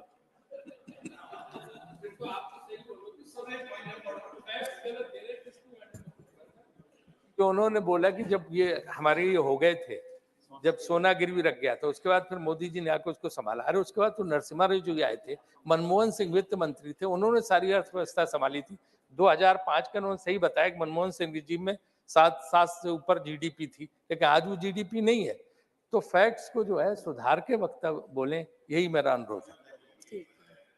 माननीय श्री विवेक तनखा। टाइम शुरू से स्टार्ट करें। मैं बहुत देर से सभी मेंबर्स को बहुत सीरियसली सुन रहा था और सुन रहा था कि हर व्यक्ति अपने तरीके से इकोनॉमी के बारे में प्रेजेंटेशन दे रहे थे। लोगों ने एम्प्लॉयमेंट की बात की, लोगों ने जीडीपी की बात की, ग्रोथ की बात की, एजुकेशन की बात की, हेल्थ की बात की, सबकी बात की। बट मैं पहली चीज आपसे बोलना चाहता हूं कि मैं जब इकोनॉमी को देखता हूं तो मैं अपने शहर से देखता हूं। मेरे शहर की व्यवस्था क्या है। मैं मध्य प्रदेश से आता हूं, जबलपुर में रहता था। वहां पर ऑर्डिनेंस फैक्ट्रीज हैं, करीब 6 ऑर्डिनेंस फैक्ट्रीज हैं, जहां 1 लाख से ऊपर लोग काम करते थे। और ये 50-60 साल की व्यवस्था है। आई एम श्योर बहुत सारे सांसद यहाँ के जब जबलपुर आए होंगे, ऑर्डिनेंस फैक्ट्रीज उन्होंने देखी होंगी। समस्या ये है कि वो ऑर्डिनेंस फैक्ट्री जहां 1.5 लाख लोग काम करते थे, आज मुश्किल से 10,000 लोग काम करते हैं। तो मैं कैसे मानूं कि इंडिया की economy is doing well. Economy तब अच्छा करती है जब लोगों को नौकरी मिलती है, खर्चे, इन्फ्लेशन कम रहता है, चीजें सस्ती होती हैं, आराम से जरूरत की चीजें उपलब्ध हो जाती हैं। मैं फिगर्स की बात नहीं कर रहा हूं, बड़े बड़े फिगर्स मेरे पास भी है। बट मैं जब देखता हूं कि जब एंसिलरीज बंद पड़ी हैं, आप कहते हो इंडिया मैन्युफैक्चरिंग हब है। कौन सा मैन्युफैक्चरिंग हब है? एक डिजिटल हब है खाली, थोड़ा सा जो डिजिटल मार्केट एक नया क्रिएट हुआ है, जो आईटी का एक मार्केट क्रिएट हुआ है, उसकी कुछ चीजें नोएडा आ गई। इसके अलावा मैन्युफैक्चरिंग जो चाइना में हुआ करती थी या बाहर और देशों में होती थी, वो यहाँ थोड़ी शिफ्ट हुई है। जो हैवी इंजीनियरिंग वगैरह की जो मैन्युफैक्चरिंग है, वो आज भी नहीं आई है यहाँ पर। तो मैं ये बताना चाहता हूं कि जब मैं मोदी जी को सुनता हूं या मंत्रियों को सुनता हूं और सब बात कर, कोई इनमें से एजुकेशन की बात कम करते हैं, एम्प्लॉयमेंट की बात नहीं करते, ग्रोथ की बात हार्डली करते हैं, मिडिल क्लास के बारे में हमको कुछ ज्यादा नहीं बता पाते, एक इंक्लूसिवनेस जो होनी चाहिए देश में उसके बारे में चुप रहते हैं, स्किल डेवलपमेंट के बारे में नहीं बताते, और जो बताते हैं वो बहुत थोड़ा है। तो मेरा ये कहना है कि जब जॉब्स हैं वैनिश, जॉब जब चली गई हैं, तो हमको आजकल क्या शब्द मिलते हैं? घमंडिया, अमृतकाल। अब आप पूरे विपक्ष को घमंडिया बोलते रहो, बट उससे चीजें तो नहीं बदलने वाली हैं। मेरा कहना है इस देश में लास्ट 9 साल से खाली जुमला और एम्प्टी प्रोमिसेस दिए गए हैं। और मुझे आज याद आ रहा है, एक अपने सनी देओल साहब लोकसभा के मेंबर भी हैं, एक मूवी थी जिसमें वो कहते हैं तारीख पे तारीख, तारीख पे तारीख, तारीख पे तारीख माय लॉर्ड, पर इंसाफ नहीं मिला। तो इसी तरह मैं मोदी जी और बीजेपी से कहना चाहता हूं, तारीख पे तारीख, तारीख पे तारीख माय लॉर्ड, मगर हमको विकास नहीं मिला। तो विकास एक्चुअली नहीं मिला, आपने हमको तारीखें दी, आपने 16 दी, 17 दी, 18 दी, 19 दी, 20 दी, 22 दी, बट वो विकास कहाँ है जिस विकास की आप बात करते हो? और मैं आगे बताना चाहता हूं, मेरे पास 6 इंडेक्सेस होते हैं, विकास के 6 इंडेक्सेस होते हैं। एक है economic growth. What is an economic growth? Economic growth is जब real wages, non agriculture occupation जो होता है, जो फार्मर होता है, उसके वेजेस में क्या इजाफा हुआ। सितंबर 2017 से 22 में it has declined bye 0.9%। Between 2017 and 2021 regular, madam मेरे तो 7-8 मिनट थे। टाइम हो गया, 4 मिनट का। अरे मेरे को 7-8 मिनट थे मैडम, अभी तो ना वो लिखे। और regular workers have declined from 0.7% to 1.3%। मैं इसी तरह बताना चाहता हूँ, कुकिंग गैस 100 रुपए की थी, 200 हो गई पर लीटर। मिल्क 35 था, 65 हो गया। पल्सेस 75 थे, 180 हो गए। फ्लावर, आटा ₹20 पर केजी था, 45 हो गया। शुगर 35 था, 55 हो गया। पेट्रोल 70 था, 105 हो गया। अब एम्प्लॉयमेंट की बात करिए। एम्प्लॉयमेंट का जनरेशन जो है इस unemployment rate is 42%. Labor force participation rate has fallen to 40%, as already from an already low 47%. In 5 years, while the total working population has gone up by 12 crores, the number of people with jobs has gone down to 80 lakhs. इसी तरह मैं बताना चाहता हूं agriculture का failure, मैं short में कर देता हूं। रूपी कॉन्स्टेंटली डिक्लाइन कर रहा है। फाइनेंस मिनिस्टर कहते हैं रुपया गिरा नहीं, डॉलर मजबूत हुआ। हमारा कहना है रुपया is today seen as the worst performing Asian economy. तो मेरा ये कहना है वेदर इनइक्वालिटी है, एग्रीकल्चर ग्रोथ है, रूपी का डिक्लाइन है, फाइनेंशियल स्कैंडल्स हैं, आपकी ग्रोथ हुई कहाँ है? ये ग्रोथ तो मुझे कहीं दिखती भी नहीं है। मुझे खाली ये दिखता है कि आप ऑपोजिशन के अगेंस्ट फुल टिरेड आप लोग लॉन्च करते हैं, ऑपोजिशन को एक बैड नेम देते हैं, कभी कह देते हैं ये अमृतकाल है, कभी कह देते हैं ये घमंडिया है। इन सब बातों से कुछ फर्क नहीं पड़ने वाला। अगर आप चाहते हैं इंडिया की ग्रोथ हो, it has to be on the 7 indexes जो मैं बोल रहा था, it has to be an inclusive growth, it has to be growth of its workers, its agriculture sector, its towns, its workers, and its youth, its women, its ST, SC, OBC, everybody. Thank you. Jai Hind. धन्यवाद। माननीय श्री अबीर रंजन विश्वास, 9 minute. Madam, we are discussing the state of economy in India, but anyone listening to this debate since yesterday will realize that when it comes to facts and figures and insights, members of the opposition parties are giving clear arguments to make a strong case. On the other hand, the BJP is having a competition of what, madam? As to how many times they can mention the name of the Prime Minister, Honorable Prime Minister. Well, of course, we don't have any problem regarding that, but I would like to know, why don't they give us facts and figures? The previous speakers from my party, the previous 3 speakers, of course, have made one common point. What are the points? Why is the wealth that is created not being equally distributed? Where? Firstly, equally among all the people. Secondly, among the states, irrespective of their political ideologies. Now, as you know, let me make a charge which I can substantiate with data. The non-BJP states like Bengal, Tamil Nadu, and the Congress-run states are deprived. The unspoken catchline seems to be, support us politically and we will raise funds. Support us politically and we will not send the CBI and ED behind you. Madam, I will give you one example about MG and RGA. 5 points I'll raise about MG and RGA. Firstly, madam, it's an act of parliament, as we all know. It is a right and not a gift, depending on the whims and fancies of the central government. Secondly, as per the act, the payment to a worker who was worked under this scheme is to be made within 15 days. So if 100 people have worked on a scheme and if there are any discrepancies arising out of it, if 2 of them are found guilty, I would like to know, why are the rest 98% or 98 people deprived? This is most unfortunate and most undesirable, but this is what is being done. The budget of the MG and RGA has been cut by about 30% with respect to last year. But we are not surprised, as in 2014, on the floor of this parliament, the Honorable PM had called it Gadda Khodne Ka scheme, most unfortunately. Gadda Khodne Ka scheme. Now, 4th point is, madam, MG and RGA mandates nation over are falling, but the government, the ruling party, the BJPs are celebrating it. Today, one of their MPs have called this an indicator of development. This is their way of looking at the economy, but our approach is different.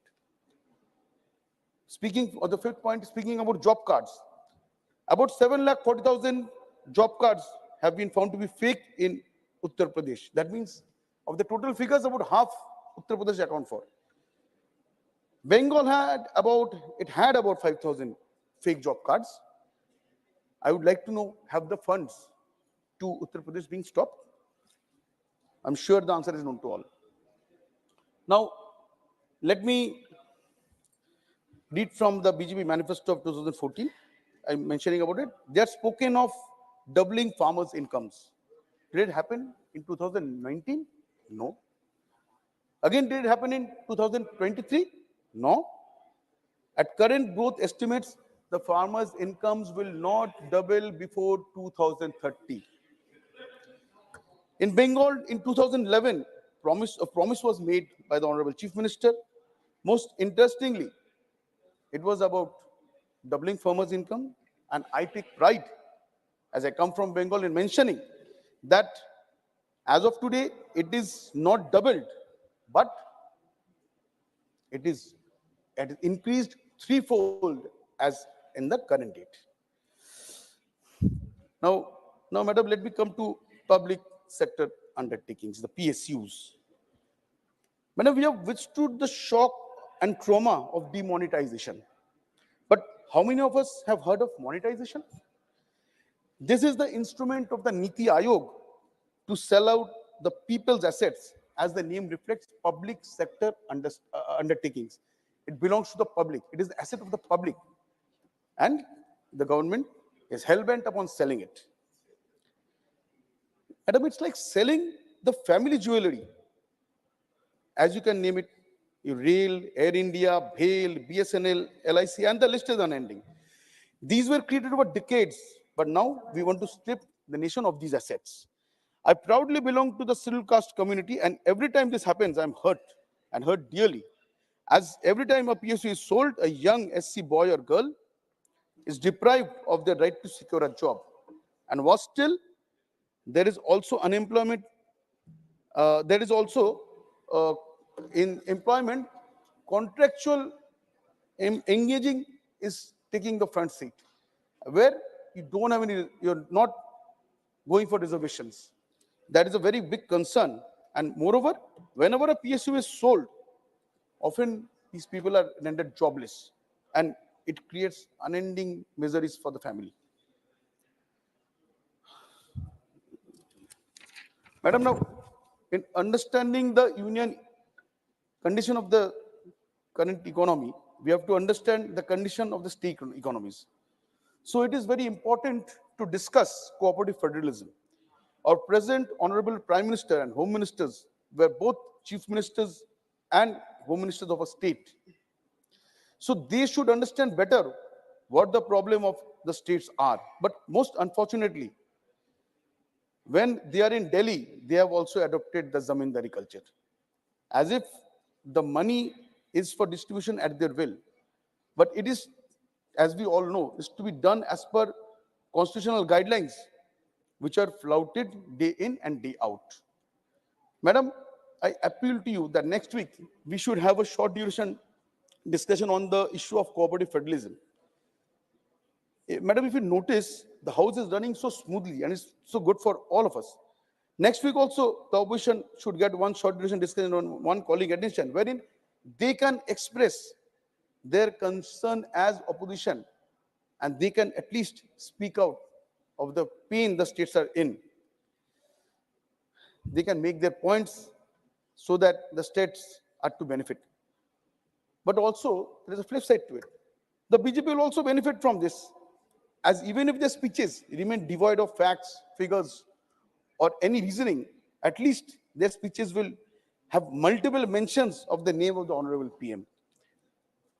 To summarize, I would say the way the government is conducting itself, in a nutshell, we can say their catchline is the rich should get richer and the poor should get poorer. Now, the way the present government is exploiting the financial interests of the state, and that is most improbably much higher than the colonial rule. So I expect there will be a change of stance. We would think much more about cooperative federalism and act in that direction for the benefit of one and all and the nation as a whole. Thank you, madam. धन्यवाद. माननीय श्रीमती सुलता देव.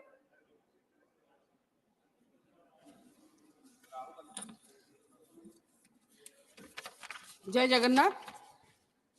Honourable vice chairman madam, मुझे इतना important topic में बोलने के लिए मौका देने के लिए मैं आपका आभारी हूँ। 7 मिनट है। 4 ट्रिलियन डॉलर इकोनॉमी तक तो हम पहुंच ही गए। फिर देखा जाए तो कितने मुश्किल से भी पहुंचे। रसिया यूक्रेन का कॉन्फ्लिक्ट हो, कोविड के चलते आज हम यहाँ तक पहुंच गए। मेरे पूर्वज सारे वक्ता आंकड़े दिए, मुद्रास्फीति का और जीडीपी का, ग्रोथ का, सबका। वो आंकड़ा मैं नहीं देना चाहूँगी। मैं एक महिला हूँ। मैं जो गाँव में और जो रूरल एरिया में जो महिला बिलोंग्स करती है, सारे ये भारतवर्ष में मैं शायद उनके तरफ से जैसे मुझे लगता है वही बोलना चाहूँगी जो दिल से बोलूँगी। ये बात है कि मैं एक महिला हूँ। पहले मैं किचन से बात करूँगी, क्योंकि जीडीपी कितना भी बढ़ जाए, देश हमारा आगे बढ़ रहा है, ये हमारे लिए गर्व की बात है। इसके लिए मैं देश के प्रधानमंत्री को तहे दिल से शुक्रगुजार करूंगी कि हमारा देश बढ़ रहा है, भारत आगे बढ़ रहा है, भारत का नाम दुनिया में रोशन हो रहा है। मगर मैं फिर भी वही आऊँगी किचन में। मैं क्योंकि एक महिला हूँ, हम कहीं भी जाए मगर किचन में अगर एक गरीब की थाली में सब चीज ना हो तो कहीं ना कहीं कुछ ना कुछ अधूरा ही लगता है, कहीं ना कहीं कुछ ना कुछ कमी ही खलती है। आज सबको कहीं ना कहीं लग रहा है कि जो महंगाई के चलते गरीब की थाली में बहुत सारे चीज बहुत मुश्किल से आ रहा है। जिस दिन गरीब की थाली भरा हो जाएगा ना, उस दिन पूरा देश हंसेगा, उस दिन जीडीपी भी ग्रोथ होगा, जितना भी ग्रोथ होगा। हम लोग क्या चाहते हैं? हम लोग ये चाहते हैं कि एक पॉन्ड है जिसमें बड़ी मछली भी रहे और छोटी मछली भी रहे। ऐसा ना हो कि बड़ी मछली सारे छोटी मछलियों को निगल ले। ऐसे अर्थव्यवस्था होना चाहिए जैसे कॉर्पोरेट सेक्टर भी ग्रो करे और छोटे से छोटे जैसे मैक्रो इकोनॉमिक भी बढ़े और माइक्रो इकोनॉमिक भी बढ़े। जैसे साधारण लोगों के पास हाथ में पैसा जाए तो ये पैसा देश में रहेगा। अगर एफडीआई इन्वेस्टमेंट आती है, ये बहुत अच्छी बात है। जिस बड़े से बड़े कॉर्पोरेट हाउस के पास में जो पैसा रहेगा ना, वो ज्यादातर पैसा विदेश में जाएगा। हम लोग हमारे देश के पैसा छोटे से छोटे जो लोग काम करते हैं उनके डेवलपमेंट के लिए खर्चा करें।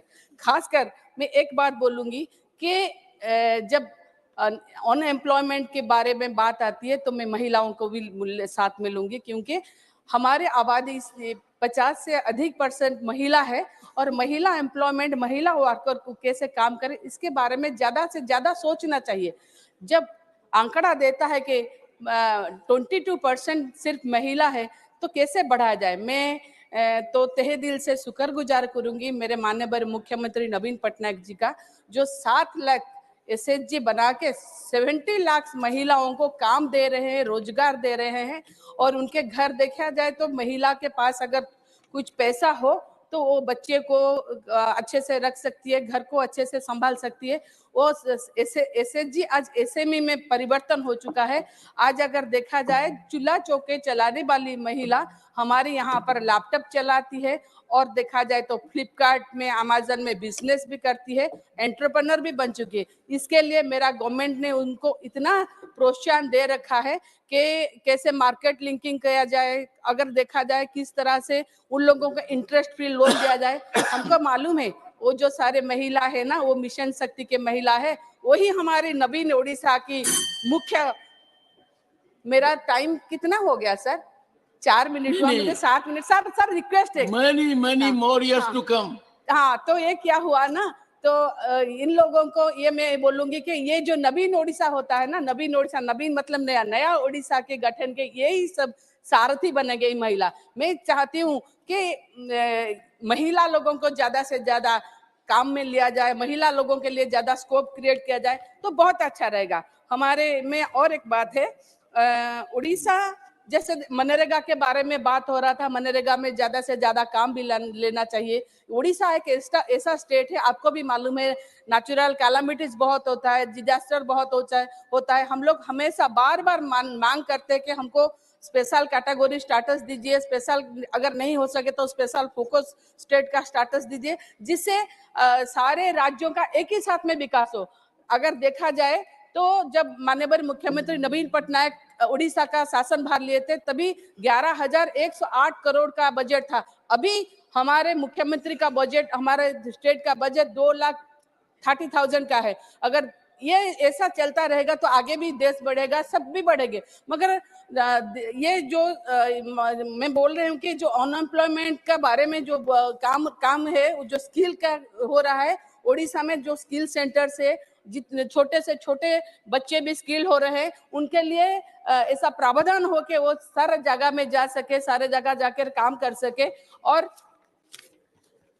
जब हम इकोनॉमी के बात कर रहे हैं, 7-5 ट्रिलियन इकोनॉमी के बात कर रहे हैं, तभी हम लोग कैसे करके रेलवे कनेक्टिविटी हो, नेट कनेक्टिविटी हो, बैंक कनेक्टिविटी हो। आज भी हमारे 8 जिला में रेलवे नहीं है, आज भी 74% नेट कनेक्टिविटी हमारे पास है, जबकि देखा जाए तो 85% नेशनल एवरेज है।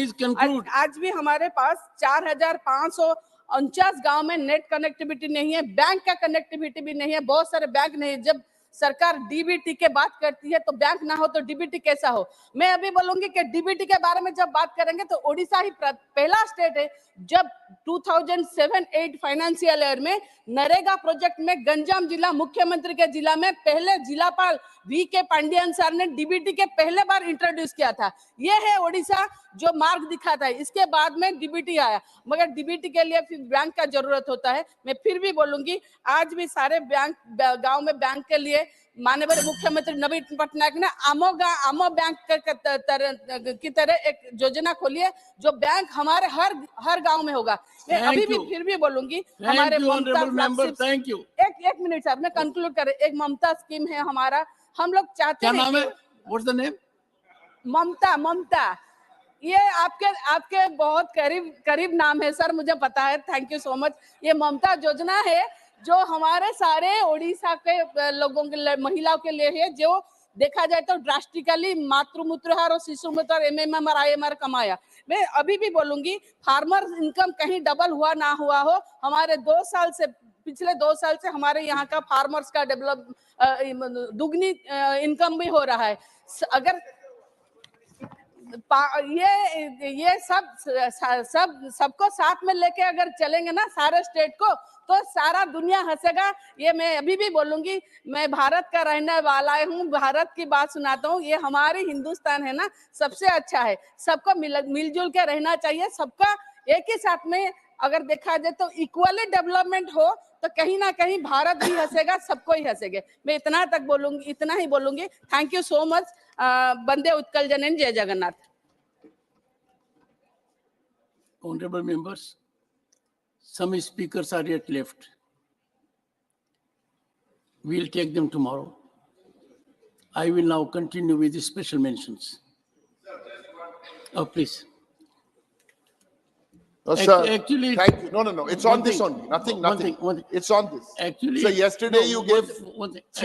Actually, Derek, you started it so wholesomely that no, that is the I problem. have got requests from large number of members. They don't curtail our time. We can't have it full say. I told them I have not been very fair to the first speaker. No, I have not been fair to the first speaker. I gave him only 12 minutes. If I were to increase the time, he would have got more. Okay, what have we to say? No, sir, the issue is we've had a good debate. Yesterday was 3.5 hours. Now today is 3.5 hours. So now you're saying it will continue tomorrow. For half an hour. For half an hour. Yes. So let me make my position clear. Otherwise, tomorrow you will wonder why I've gone missing. Because as per the rule, the minister will reply and then that is the end of the discussion. So lest you do not misunderstand me, tomorrow is a very important day.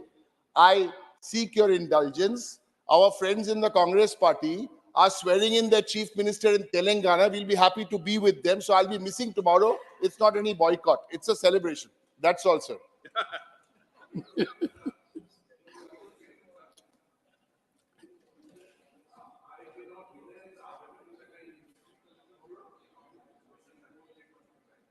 We'll consider, but you know the outcome.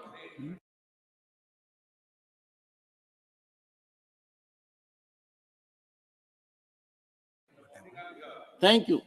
We'll consider Shri KRN Rajesh Kumar, demand for establishment of District Central Cooperative Bank in the Namakkal district of Tamil Nadu.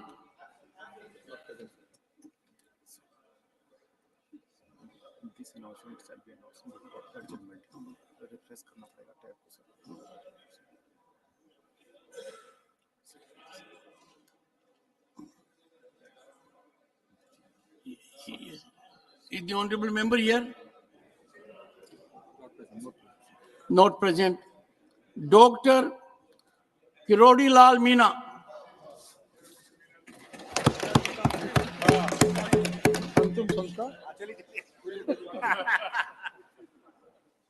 Demand to declare cow as national animal to protect our culture.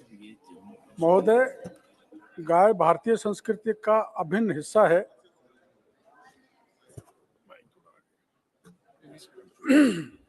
गाय भारतीय संस्कृति का अभिन्न हिस्सा है। भारतीय संस्कृति में गाय को पूजा जाता है। ये समय की मांग है कि गाय को राष्ट्रीय पशु घोषित किया जाए। हम जानते हैं कि जब किसी देश की संस्कृति और उसकी आस्था को ठेस पहुंचती है तो देश कमजोर होता है। चाणक्य ने अर्थशास्त्र में लिखा है कि किसी देश को नष्ट करना है तो पहले उसकी संस्कृति नष्ट कर दो, देश स्वतः ही नष्ट हो जाएगा। इन्हीं बातों को ध्यान में रखकर बहुतायत राज्यों में गौहत्या प्रतिबंधित है। सनातन धर्म में गाय को माता मानकर पूजा जाता है। गाय हिंदू संस्कृति का मजबूत प्रतीक एवं आस्था का केंद्र है।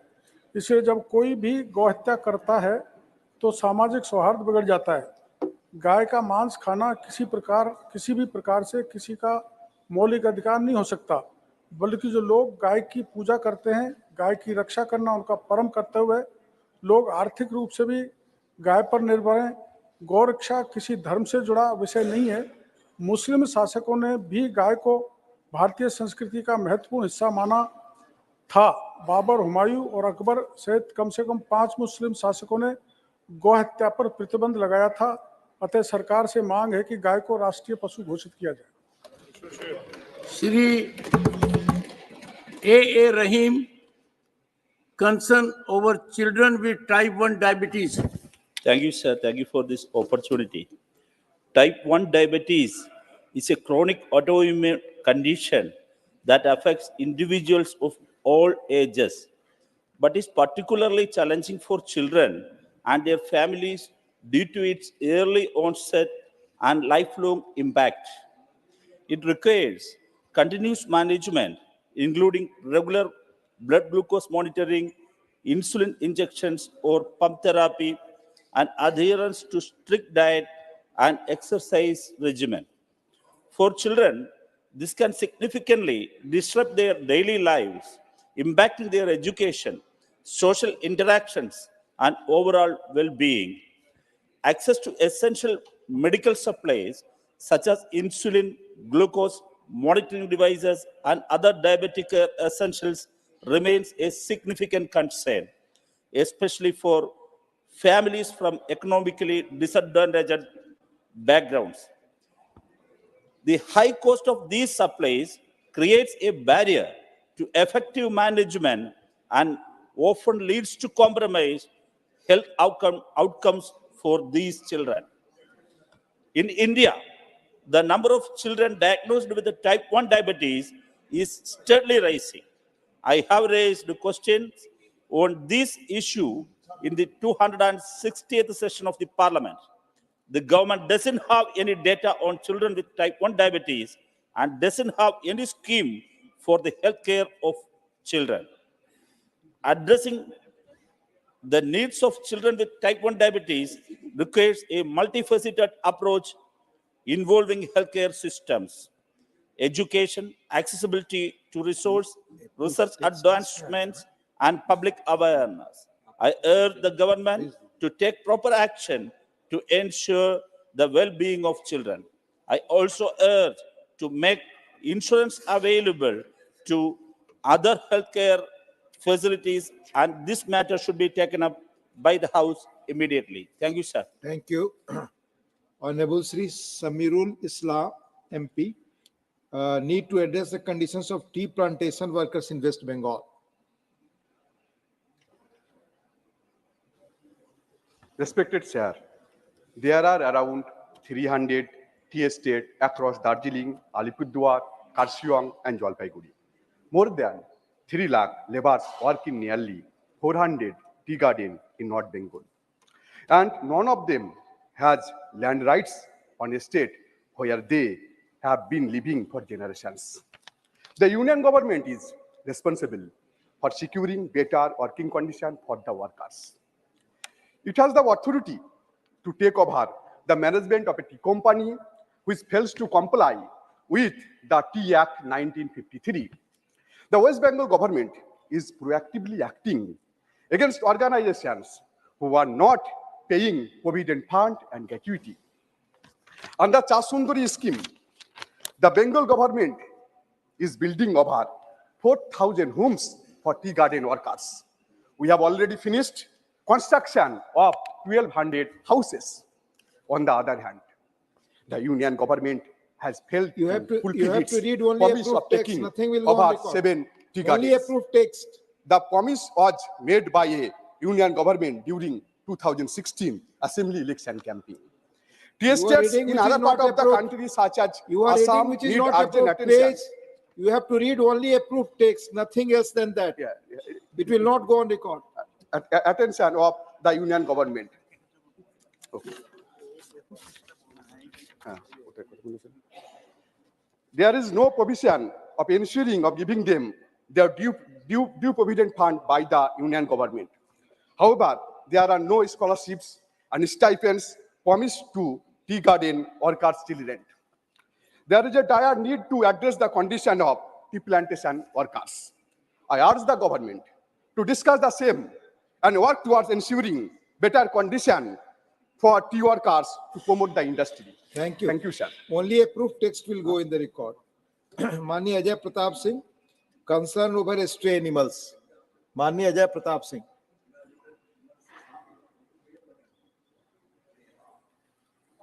माननीय सभापति महोदय,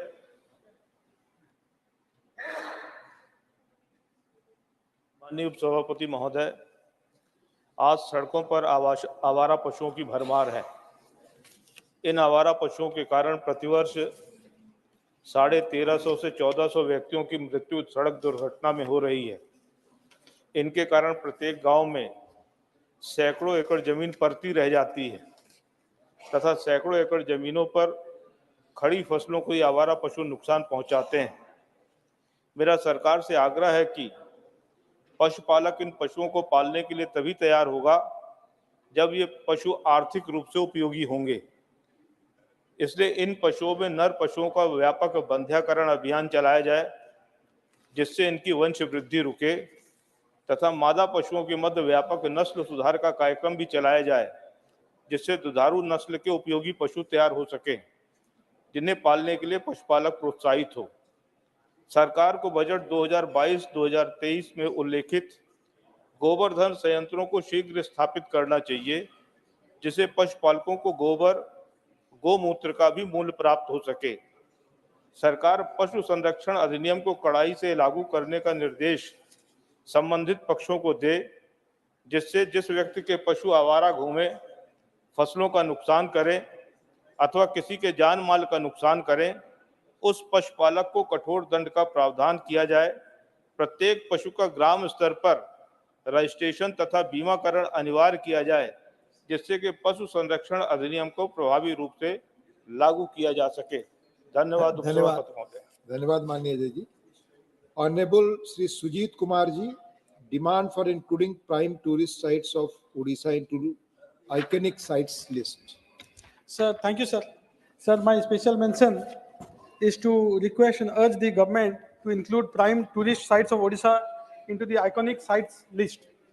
Sir, in the year 2019-20 budget speech, the Honorable Finance Minister declared 17 tourist sites as iconic sites, intended for development into world-class destinations to set an example for other sites. The list didn't include any site from the state of Odisha. Despite the state's robust tourism infrastructure, cultural richness, natural beauty, and great historical significance. Sir, Odisha alone had a total tourist footfall of 1 crore 31 lakhs in the year 2016-17, majorly to the five prime tourist sites, namely Konark Sun Temple, Chilika Lake, Bhitarkanika National Park, Sivalipal National Park, and the Diamond Triangle Buddhist Circuit. Since then, the state has maintained a growth rate of 8% every year except 2021 due to the pandemic. The continuous efforts and initiatives of the state government in organizing events like the World Tourism Day 2020, Konark Festival 2020, Mukteswar Dance Festival 2021, and the Men's Hockey World Cup in partnership with the International Hockey Federation twice in a row, sir, in 2018 and 2022, have led to 110% growth of tourism in Odisha post-pandemic. Furthermore, tourist sites like the Konark Sun Temple, which is a UNESCO World Heritage Site, stands out among the 10 most popular centrally protected monuments in India, according to the Tourism Ministry data. Sir, thus I would request the Government of India to formally include at least 2 of the 5 prime tourist sites of Odisha in the list of iconic sites, which has also been a long pending request by the state government since the year 2019. धन्यवाद Sujit. Honorable Sri Vinay Vishwam ji, need for adequate social trains in festive season to Kerala. Thank you, sir. Sir, the Indian Railways is the lifeline of India. In light of the exorbitant prices charged by the airlines during the festive seasons, the railway play a pivotal role in helping ordinary citizens travel to their homes. During the recent Diwali season, it was recently reported that thousands of people were waitlisted and could not get trains back home. The hardships caused by such waitlisting is significant as people eagerly waiting to join their families to celebrate festivals were denied the opportunity. It has also come to notice that this helpless plight had led several passengers to enter trains without confirmed tickets, causing overcrowding of trains. It is observed that due to overcrowding, people travel risking their lives at times of festivals.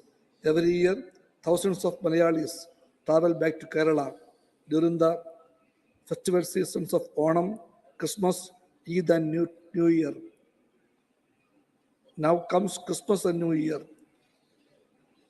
Many of them are disappointed due to the lack of trains and tickets and have to suffer.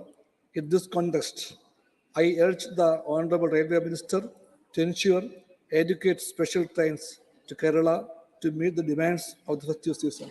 Thank you. Thank you, Honorable Vishwam. Manni Sri Sant Balveer Singh ji. विषय concern over exploitation of the women of the country, especially the women of Punjab in the Gulf. बहुत धन्यवाद सत्कारयोग उप chairman साहब ਤੁਹਾਡੇ ਰਾਹੀਂ ਅਸੀਂ ਸਦਨ ਦਾ ਧਿਆਨ ਇਸ ਗੰਭੀਰ ਮੁੱਦੇ ਵੱਲ ਦਿਵਾਉਣਾ ਚਾਹੁੰਦੇ ਹਾਂ ਕਿ ਔਰਤਾਂ ਤੇ ਲੜਕੀਆਂ ਨੂੰ ਟਰੈਵਲ ਏਜੰਟਾਂ ਰਾਹੀਂ ਖਾੜੀ ਦੇਸ਼ਾਂ ਵਿੱਚ ਲਿਜਾ ਕੇ ਉੱਥੇ ਵੇਚਿਆ ਜਾ ਰਿਹਾ। ਸਾਡੇ ਯਤਨਾਂ ਰਾਹੀਂ ਭਾਰਤੀ ਦੂਤਾਵਾਸ ਦੇ ਸਹਿਯੋਗ ਨਾਲ ਅਸੀਂ ਖਾੜੀ ਦੇਸ਼ਾਂ ਦੀਆਂ ਲਗਭਗ 60 ਔਰਤਾਂ ਨੂੰ ਭਾਰਤ ਵਾਪਸ ਲਿਆਂਦਾ ਹੈ, ਜਿਨ੍ਹਾਂ ਨੂੰ ਉੱਥੋਂ ਤਸਕਰੀ ਕੀਤਾ ਗਿਆ। ਟਰੈਵਲ ਏਜੰਟ ਗਰੀਬ ਘਰਾਂ ਦੀਆਂ ਔਰਤਾਂ ਲੜਕੀਆਂ ਨੂੰ ਫਸਾ ਰਹੇ ਹਨ ਜੋ ਬਹੁਤ ਛੋਟੀਆਂ ਹਨ। ਉਹਨਾਂ ਨੂੰ ਵੇਟਰ ਵੀਜ਼ੇ ਤੇ ਖਾੜੀ ਦੇਸ਼ਾਂ ਵਿੱਚ ਵੇਚ ਰਹੇ ਹਨ ਜਿੱਥੇ ਉਹਨਾਂ ਦਾ ਸ਼ੋਸ਼ਣ ਕੀਤਾ ਜਾ ਰਿਹਾ। ਉਹਨਾਂ ਨੂੰ ਘਰਾਂ ਜਾਂ ਰੈਸਟੋਰੈਂਟਾਂ ਵਿੱਚ ਕੰਮ ਕਰਨ ਦਾ ਝਾਂਸਾ ਦੇ ਕੇ ਦਿੱਤਾ ਜਾਂਦਾ ਹੈ ਕਿ 35 ਤੋਂ 40 ਹਜ਼ਾਰ ਤੱਕ ਤਨਖਾਹ ਦਾ ਝੂਠਾ ਭਰੋਸਾ ਦਿੱਤਾ ਜਾਂਦਾ ਹੈ ਤੇ ਫਿਰ ਉੱਥੇ ਇਹਨਾਂ ਔਰਤਾਂ ਨੂੰ ਅਰਬੀ ਭਾਸ਼ਾ ਵਿੱਚ ਲਿਖੇ ਇੱਕ ਸਮਝੌਤੇ ਤੇ ਦਸਤਖਤ ਕਰਨ ਲਈ ਕਿਹਾ ਜਾਂਦਾ ਹੈ ਜਿਸ ਦਾ ਉਹ ਨਜਾਇਜ਼ ਫਾਇਦਾ ਉਠਾ ਰਹੇ ਹਨ। ਇਹ ਕਾਰਕੁਨਾਂ ਦਾ ਇੱਕ ਵੱਡਾ ਸਮੂਹ ਹੈ ਜਿਸ ਦਾ ਨੈਟਵਰਕ ਦੇਸ਼ ਦੇ ਵੱਖ-ਵੱਖ ਰਾਜਾਂ ਵਿੱਚ ਫੈਲਿਆ ਹੋਇਆ ਹੈ। ਵਾਪਸ ਆਈਆਂ ਲੜਕੀਆਂ ਨੇ ਦੱਸਿਆ ਹੈ ਕਿ ਉਹਨਾਂ ਵਿੱਚ ਨੇਪਾਲ ਦੀਆਂ ਔਰਤਾਂ ਵੀ ਹਨ ਜਿਸ ਤੋਂ ਸਾਬਤ ਹੁੰਦਾ ਕਿ ਇਹ ਗਰੋਹ ਅੰਤਰਰਾਸ਼ਟਰੀ ਹੈ। ਹੈਰਾਨੀ ਦੀ ਗੱਲ ਇਹ ਹੈ ਕਿ ਇਹਨਾਂ ਔਰਤਾਂ ਨੂੰ ਇਰਾਕ ਵਿੱਚ ਵੀ ਭੇਜਿਆ ਜਾ ਰਿਹਾ ਹੈ, ਜਿੱਥੇ ਜਾਣਾ ਬਹੁਤ ਮੁਸ਼ਕਲ ਹੈ। ਅਸੀਂ ਖਾੜੀ ਦੇਸ਼ਾਂ ਵਿੱਚ ਭਾਰਤੀ ਦੂਤਾਵਾਸਾਂ ਦਾ ਧੰਨਵਾਦ ਕਰਦੇ ਹਾਂ, ਜਿਨ੍ਹਾਂ ਨੇ ਆਪਣੇ ਦੇਸ਼ ਦੇ ਦੁਖੀ ਨਾਗਰਿਕਾਂ ਨੂੰ ਕੱਢਣ ਵਿੱਚ ਮਦਦ ਕੀਤੀ ਹੈ। ਚੇਅਰਮੈਨ ਸਾਹਿਬ, ਤੁਹਾਡੇ ਰਾਹੀਂ ਅਸੀਂ ਵਿਦੇਸ਼ ਮੰਤਰਾਲੇ ਨੂੰ ਬੇਨਤੀ ਕਰਦੇ ਹਾਂ ਕਿ ਇਸ ਗੋਰਖ ਧੰਦੇ ਵਿੱਚ ਨਾਲ ਜੁੜੇ ਹੋਏ ਲੋਕਾਂ ਦੀਆਂ ਗਤੀਵਿਧੀਆਂ ਤੇ ਨਜ਼ਰ ਰੱਖੀ ਜਾਵੇ ਅਤੇ ਦੇਸ਼ ਦੀਆਂ ਔਰਤਾਂ ਤੇ ਲੜਕੀਆਂ ਨੂੰ ਵਿਦੇਸ਼ਾਂ ਵਿੱਚ ਵੇਚਣ ਵਾਲੇ ट्रैवल एजेंटा ते सख्त कार्रवाई की जाए। थैंक यू, धन्यवाद चेयरमैन। धन्यवाद। Honorable Sri M. Muhammad Abdullah request to give preference to the online railway ticket holders for the parcel service as well. Honorable Deputy Chairman, sir, thanks for the opportunity given me to speak on this special mention. Sir, the world's fourth largest Indian railways, which operate with more than 80% of passengers reserving online, is facing major problems in freight services. The reason is the meager availability of parcel service at intermediary stations. The parcel box at each train is filled from the source station, and the majority of the parcels loaded are to the destination station of the train. The passengers from intermediary stations are suffering a lot due to these preferential parcel services, and their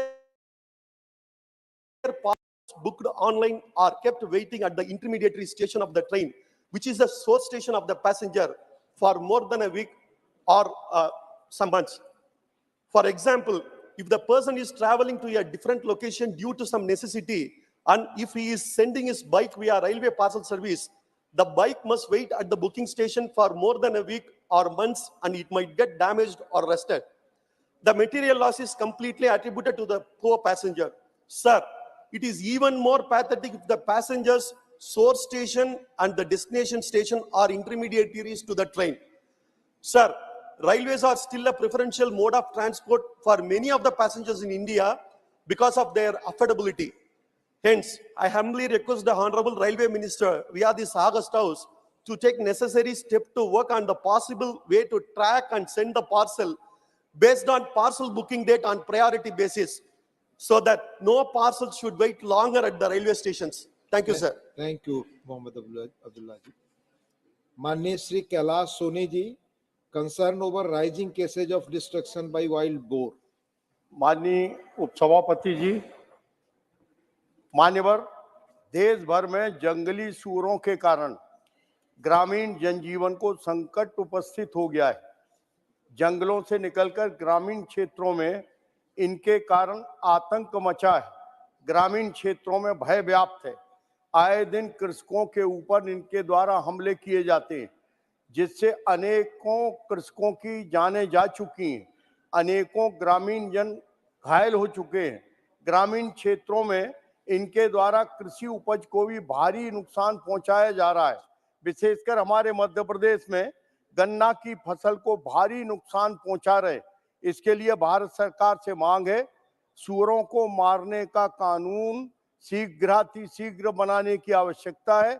साथ ही जंगली सूअरों से फसल एवं जनजीवन की सुरक्षा के लिए कृषकों को बाड़ लगाने, बिजली के तार जो मानव जीवन के लिए नुकसान रहित हों की व्यवस्था के लिए कानून बनाने व अनुदान का प्रावधान किए जाने की जनहित एवं खेती की सुरक्षा की दृष्टि से अति आवश्यक है। मेरी भारत सरकार से अपेक्षा है कि देश में जितने भी बंदूक लाइसेंसधारी हैं, उन्हें कृषि के समय, विशेषकर मध्य प्रदेश में गन्ना के सीजन के निश्चित अवधि के लिए इन्हें मारने की अनुमति देने के लिए जिला कलेक्टरों एवं अनुविभागीय स्तर के अधिकारियों को अनुमति देने की व्यवस्था की जाए। धन्यवाद माननीय सोनी जी। माननीय Neeraj Dangi ji, demand for a policy for filling up seat in national board of examination in medical sciences. माननीय उपसभापति महोदय, मैं आपका आभार प्रकट करता हूं कि आपने मुझे इस महत्वपूर्ण विषय को सदन में रखने का अवसर प्रदान किया। National board of Examination NB द्वारा 8 विभिन्न विशिष्टताओं में राज्य के मेडिकल कॉलेजों एवं संबद्ध चिकित्सालयों के लिए कुल 496 पोस्ट MBBS डिप्लोमा सीटों की स्वीकृति प्रदान की गई है। NB के पत्र दिनांक 2/6/2022 के अनुसार इसमें से 50% तक सीटें सेवारत डॉक्टर से भरे जाने का प्रावधान है। यह भी उल्लेखित है कि काउंसलिंग के उपरांत सेवारत डॉक्टर्स की रिक्त रही सीटों को भी राज्य गैर सेवारत चिकित्सकों से नहीं भर सकेंगे। शैक्षणिक सत्र 2021-22 के लिए पोस्ट MBBS डिप्लोमा के प्रवेश के लिए राज्य के मेडिकल कॉलेज एवं हॉस्पिटल्स काउंसलिंग संपन्न हुई है, जिसमें सेवारत चिकित्सकों के लिए आरक्षित 248 सीटों में से राजस्थान में 90 सीट्स रिक्त रही हैं। इसमें राज्य का सही उपयोग नहीं हो सका है, जिसे रोका जाना चाहिए। राज्य सरकार इन रिक्त रही सीटों को राज्य के निवासियों से भरना चाहती है, जो कि कोर्स पूर्ण होने पर राज्य को सेवाएं दे सकें। केंद्रीयकृत काउंसलिंग के माध्यम से भरी गई 248 सीटों में से मात्र 13 अभ्यर्थी राजस्थान राज्य के चयनित हुए हैं, शेष सभी राज्य से बाहर के अभ्यर्थी हैं। इसके दृष्टिगत राज्य सरकार इसे उचित नहीं मानती है कि स्टेट काउंसलिंग के लिए सीटों की संख्या कम कर केंद्रीय कोटे को अधिक सीटें आवंटित की जाएं। इसलिए यह अनुरोध है कि वर्तमान नीति में सेवारत चिकित्सकों की सीटों की संख्या के प्रावधानों की पुनः समीक्षा की जाए तथा PG सीट्स की प्रक्रिया अनुसार यह राज्य पर छोड़ा जाए कि यह पोस्ट MBBS डिप्लोमा सीटों को स्टेट काउंसलिंग के माध्यम से भर लेवें। साथ ही NBE राज्य सरकार को यह अनुमति भी देवे कि वे स्टेट कोटे की सेवारत चिकित्सकों की रिक्त सीटों को गैर सेवारत चिकित्सकों से द्वितीय चरण की काउंसलिंग के दौरान भर लेवें। बहुत बहुत धन्यवाद। माननीय doctor Anil Sukhdev Rai Bonde, demand for production linked incentive scheme. माननीय उपसभापति महोदय, मैं आपके माध्यम से स्पेशल मेंशन रख रहा हूं। उद्योग जगत में मोदी सरकार ने प्रोडक्शन लिंक इंसेंटिव स्कीम लगाकर उद्योग को प्रोत्साहित किया है। मैं मोदी सरकार का इसके लिए अभिनंदन करता हूं। वैसे ही खेती एक ऐसा उद्योग है जिसे देश की भूख मिटाई जाती है, मानवीय भरण पोषण होता है तथा देश के सकल घरेलू उत्पादन में भी खेती तथा खेती संलग्न व्यवसाय का योगदान है। लेकिन ऐसा अनुभव होता है कि किसान को ज़्यादा उत्पादन हुआ तो उसके भाव कम हो जाते हैं। यह बात प्याज, टमाटर, सब्जियों, अनाज, कपास, अन्य के बारे में देखा गया है। किसान मेहनत करके अपनी फसलों का उत्पादन बढ़ाता है, उसके लिए मजदूरी, तकनीकी, खादों आदि का इस्तेमाल में पैसा खर्चा करना पड़ता है, लेकिन उत्पादन बढ़ाने के बाद में उसका फायदा उसे नहीं मिल पाता है। किसान जितना उत्पादन बढ़ाता है उतना उसे प्रोत्साहित करना जरूरी है। कुछ राज्य में धान उत्पादन को प्रोत्साहित करने के लिए बोनस के रूप में MSP से ज़्यादा रकम दी जाती है। महाराष्ट्र में सरकार ने भाव कम होने पर प्याज के लिए 200 रुपये प्रति क्विंटल, धान के लिए 15,000 रुपये प्रति हेक्टेयर का प्रोत्साहन दिया था। इसी उपलक्ष्य में उत्पादन बढ़ाने के लिए MSP से ज़्यादा प्रोत्साहन अनुदान देने की जरूरत है। इस संदर्भ में कृषि तथा कृषि संलग्न उत्पादनों के लिए उत्पादन बढ़ाओ और प्रोत्साहन राशि पाओ, ऐसी योजना पर सरकार विचार करे। Shri Santosh Kumar P, demand for including the unorganized workers under ESIC coverage. Thank you, Chairperson. Demand for including the unorganized workers under ESIC coverage. The workers in the unorganized sector constitute about 93% of the total workforce in the country. The term unorganized worker has been defined under the Unorganized Workers Social Security Act 2008 as a home-based worker, self-employed worker, or a wage worker in the unorganized sector, and includes a worker in the organized sector who is not covered by any of the existing acts. As per the Economic Survey 2021-22, total number of people working in the unorganized sector is around 43.99 crores during 2019-20. Although they constitute the majority of our workforce, they are still out of the purview of all social security benefits.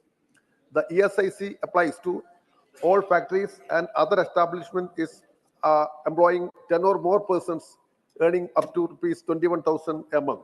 The ESI Act of 1948 does not apply to the unorganized sector now. International commitments and constitutional obligations bind the government to provide social security benefits to all citizens. Within the context of raising medical costs, the lack of social security benefits forces the workers to fall into the debt trap and poverty cycle. Unorganized workers are compelled to spend out of the meager income for all contingencies and remain helpless in their old age. We must now view ill health or malnutrition as a contingency, but as a continuing the certainty of life for which protection must be arranged. Therefore, there is an urgent need to extend the ESIC coverage to our unorganized sector workers, as they are the poorest of the poor in the country. I urge the government to take necessary steps in this matter. Thank you, sir. Srimati Kanta Kardam demand for opening of an additional Kendriya Vidyalaya in Hapur, Uttar Pradesh. धन्यवाद sir. मैं आज इस सम्मिलित सदन का ध्यान उत्तर प्रदेश के हापुड़ जिले में बच्चों की शिक्षा आवश्यकता को संबंधित एक महत्वपूर्ण मामले की ओर आकर्षण करना चाहती हूँ। जनसंख्या और शिक्षक आकांक्षाओं को वृद्धि करने वाले जिला हापुड़ को एक अतिरिक्त केंद्रीय विद्यालय की सख्त जरूरत है। पिछले कुछ वर्षों में हापुड़ में पर्याप्त जनसंख्या को वृद्धि देखी गई है और केंद्रीय विद्यालय की स्थापना न केवल प्रचलित शिक्षकों की मांगों को संबंधित करेगी बल्कि क्षेत्र के समग्र विकास में भी महत्वपूर्ण योगदान देगी। वर्तमान में बाबूगढ़ में केंद्र क्षेत्र में केवल एक ही केंद्रीय विद्यालय है जो हापुड़ की बढ़ती शिक्षक आवश्यकताओं को पूरा करने के लिए अपर्याप्त है। इसके अलावा अन्य केंद्रीय विद्यालय मेरठ, गाजियाबाद और नोएडा जैसे दूर दराज के स्थानों में स्थित हैं, जिससे उन छात्रों के लिए असुविधा होती है जिन्हें लंबी दूरी की यात्रा करनी पड़ती है। इसलिए केंद्रीय विद्यालय की स्थापना से गुणवत्तापूर्ण शिक्षक तथा पहुंच की गारंटी होगी, नामांकन दर में वृद्धि होगी, विद्युत पृष्ठभूमि के क्षेत्रों की छात्राओं की जरूरतों को पूरा किया जा सकेगा और बुनियादी ढांचे तक पहुंचेगा प्रदान की जा सकेगी। इसके अलावा यह शिक्षक और गैर शिक्षण दोनों क्षमताओं में स्थानीय निवासियों के लिए रोजगार दिलाएगा। हमारे बच्चों के भविष्य को आकार देने में शिक्षक के बढ़ते महत्वपूर्ण को बचाते हुए माननीय शिक्षा मंत्री जी हापुड़ में एक केंद्रीय विद्यालय की स्थापना के लिए उपाय करने का अनुरोध करूंगी। इस तरह की पहले भी शिक्षक संस्थानों में बढ़ने के लिए योगदान देगी और राष्ट्रीय निर्माण प्रक्रिया में महत्वपूर्ण इसका योगदान रहेगा। धन्यवाद sir. Shrimati Seema Dwivedi demand to establish blood bank at block level. मैं धन्यवाद देना चाहूंगी माननीय सभापति महोदय कि आज आपने मुझे बहुत ही महत्वपूर्ण विषय पर अपनी बात रखने का अवसर दिया है। एक महिला होने के नाते सबसे पहले मैं तो धन्यवाद देना चाहूंगी अपने देश के सच्चे प्रधानमंत्री श्री नरेंद्र भाई मोदी जी को, जिनके दूरगामी सोच और उदार हृदय से हमारे देश की महिलाएं आज सुरक्षित हैं, स्वस्थ हैं और देश के विकास में कंधे से कंधा मिलाकर खड़ी हैं। प्रसव के दौरान होने वाला रक्तस्राव जो यदि समय रहते रोका न जाए या फिर मरीज को सही समय पर खून न चढ़ाया जाए तो मरीज शॉक में जाएगा। फिर इसकी संभावना ज़्यादा है कि मरीज के अंग जैसे कि किडनी, लीवर, दिमाग आदि खराब हो जाएंगे। मरीज को वेंटिलेटर की आवश्यकता पड़ेगी या फिर मरीज की मृत्यु भी हो सकती है। महोदय, प्रायः जिले मुख्यालय पर ही ब्लड बैंक की व्यवस्था है जो कि मांग के अनुरूप बहुत कम है। अतः मेरा निवेदन है, सरकार से मेरी यह मांग है कि सामुदायिक स्वास्थ्य केंद्रों पर ब्लड बैंक अथवा ब्लड बैंक अतः मेरा निवेदन है कि सामुदायिक स्वास्थ्य केंद्रों पर ब्लड बैंक बैन अथवा ब्लड बैंक की स्थापना प्राथमिकता के आधार पर हो ताकि प्रसव पीड़ा में होने वाले रक्तस्राव को रोककर जच्चा बच्चा की जान को बचाया जा सके। महोदय, मुझे इस बात की बहुत खुशी है कि मातृ मृत्यु दर सन 2014 में 130 प्रति लाख से घटकर सन 2020 में 97 प्रति लाख है, जो निरंतर घट रही है। महोदय, सबको यह पता है कि माँ की मृत्यु का कारण बड़ा होता है कि जो महिलाओं का जो स्राव होता है उससे उनकी मृत्यु हो सकती है। महोदय, लगभग सभी ग्रामीण एरिया में यही स्थिति है कि जो हमारा ब्लड बैंक है वो जिला मुख्यालय पे है। तो सर मेरा बहुत साफ शब्दों में सरकार से निवेदन है, मैं अपने माननीय मंत्री मनसुख मांडविया जी से निवेदन करना चाहूंगी कि विशेष रूप से अभियान चलाकर ये सामुदायिक स्वास्थ्य केंद्रों पर ब्लड बैंक बैन और ब्लड बैंक की स्थापना करें ताकि जच्चा और बच्चा को बचाया जा सके। महोदय आपने अवसर दिया, बहुत बहुत धन्यवाद। Honorable members, the remaining special mentions will be taken up tomorrow. Message from Lok Sabha, Secretary General. Sir, with your kind permission, I rise to report that the Lok Sabha at its sitting held on 6th December 2023 passed 1. The Jammu and Kashmir Reservation Amendment Bill 2023 and 2. The Jammu and Kashmir Reorganization Amendment Bill 2023. I lay a copy each of the said bills on the table. Honorable members, I have to inform you that I had received a letter dated the 6th December 2023, personally submitted to me by Dr. Kirodilal Meena, member representing the state of Rajasthan, resigning his seat in Rajyasabha. I have accepted his resignation with immediate effect. The honorable member is here. Nothing will go on record, Dr. Kirodilal Meena. You cease to be a member of this house with immediate effect. आपको धन्यवाद। The house stands adjourned to meet at 11 a.m. on Thursday, the 7th December 2023.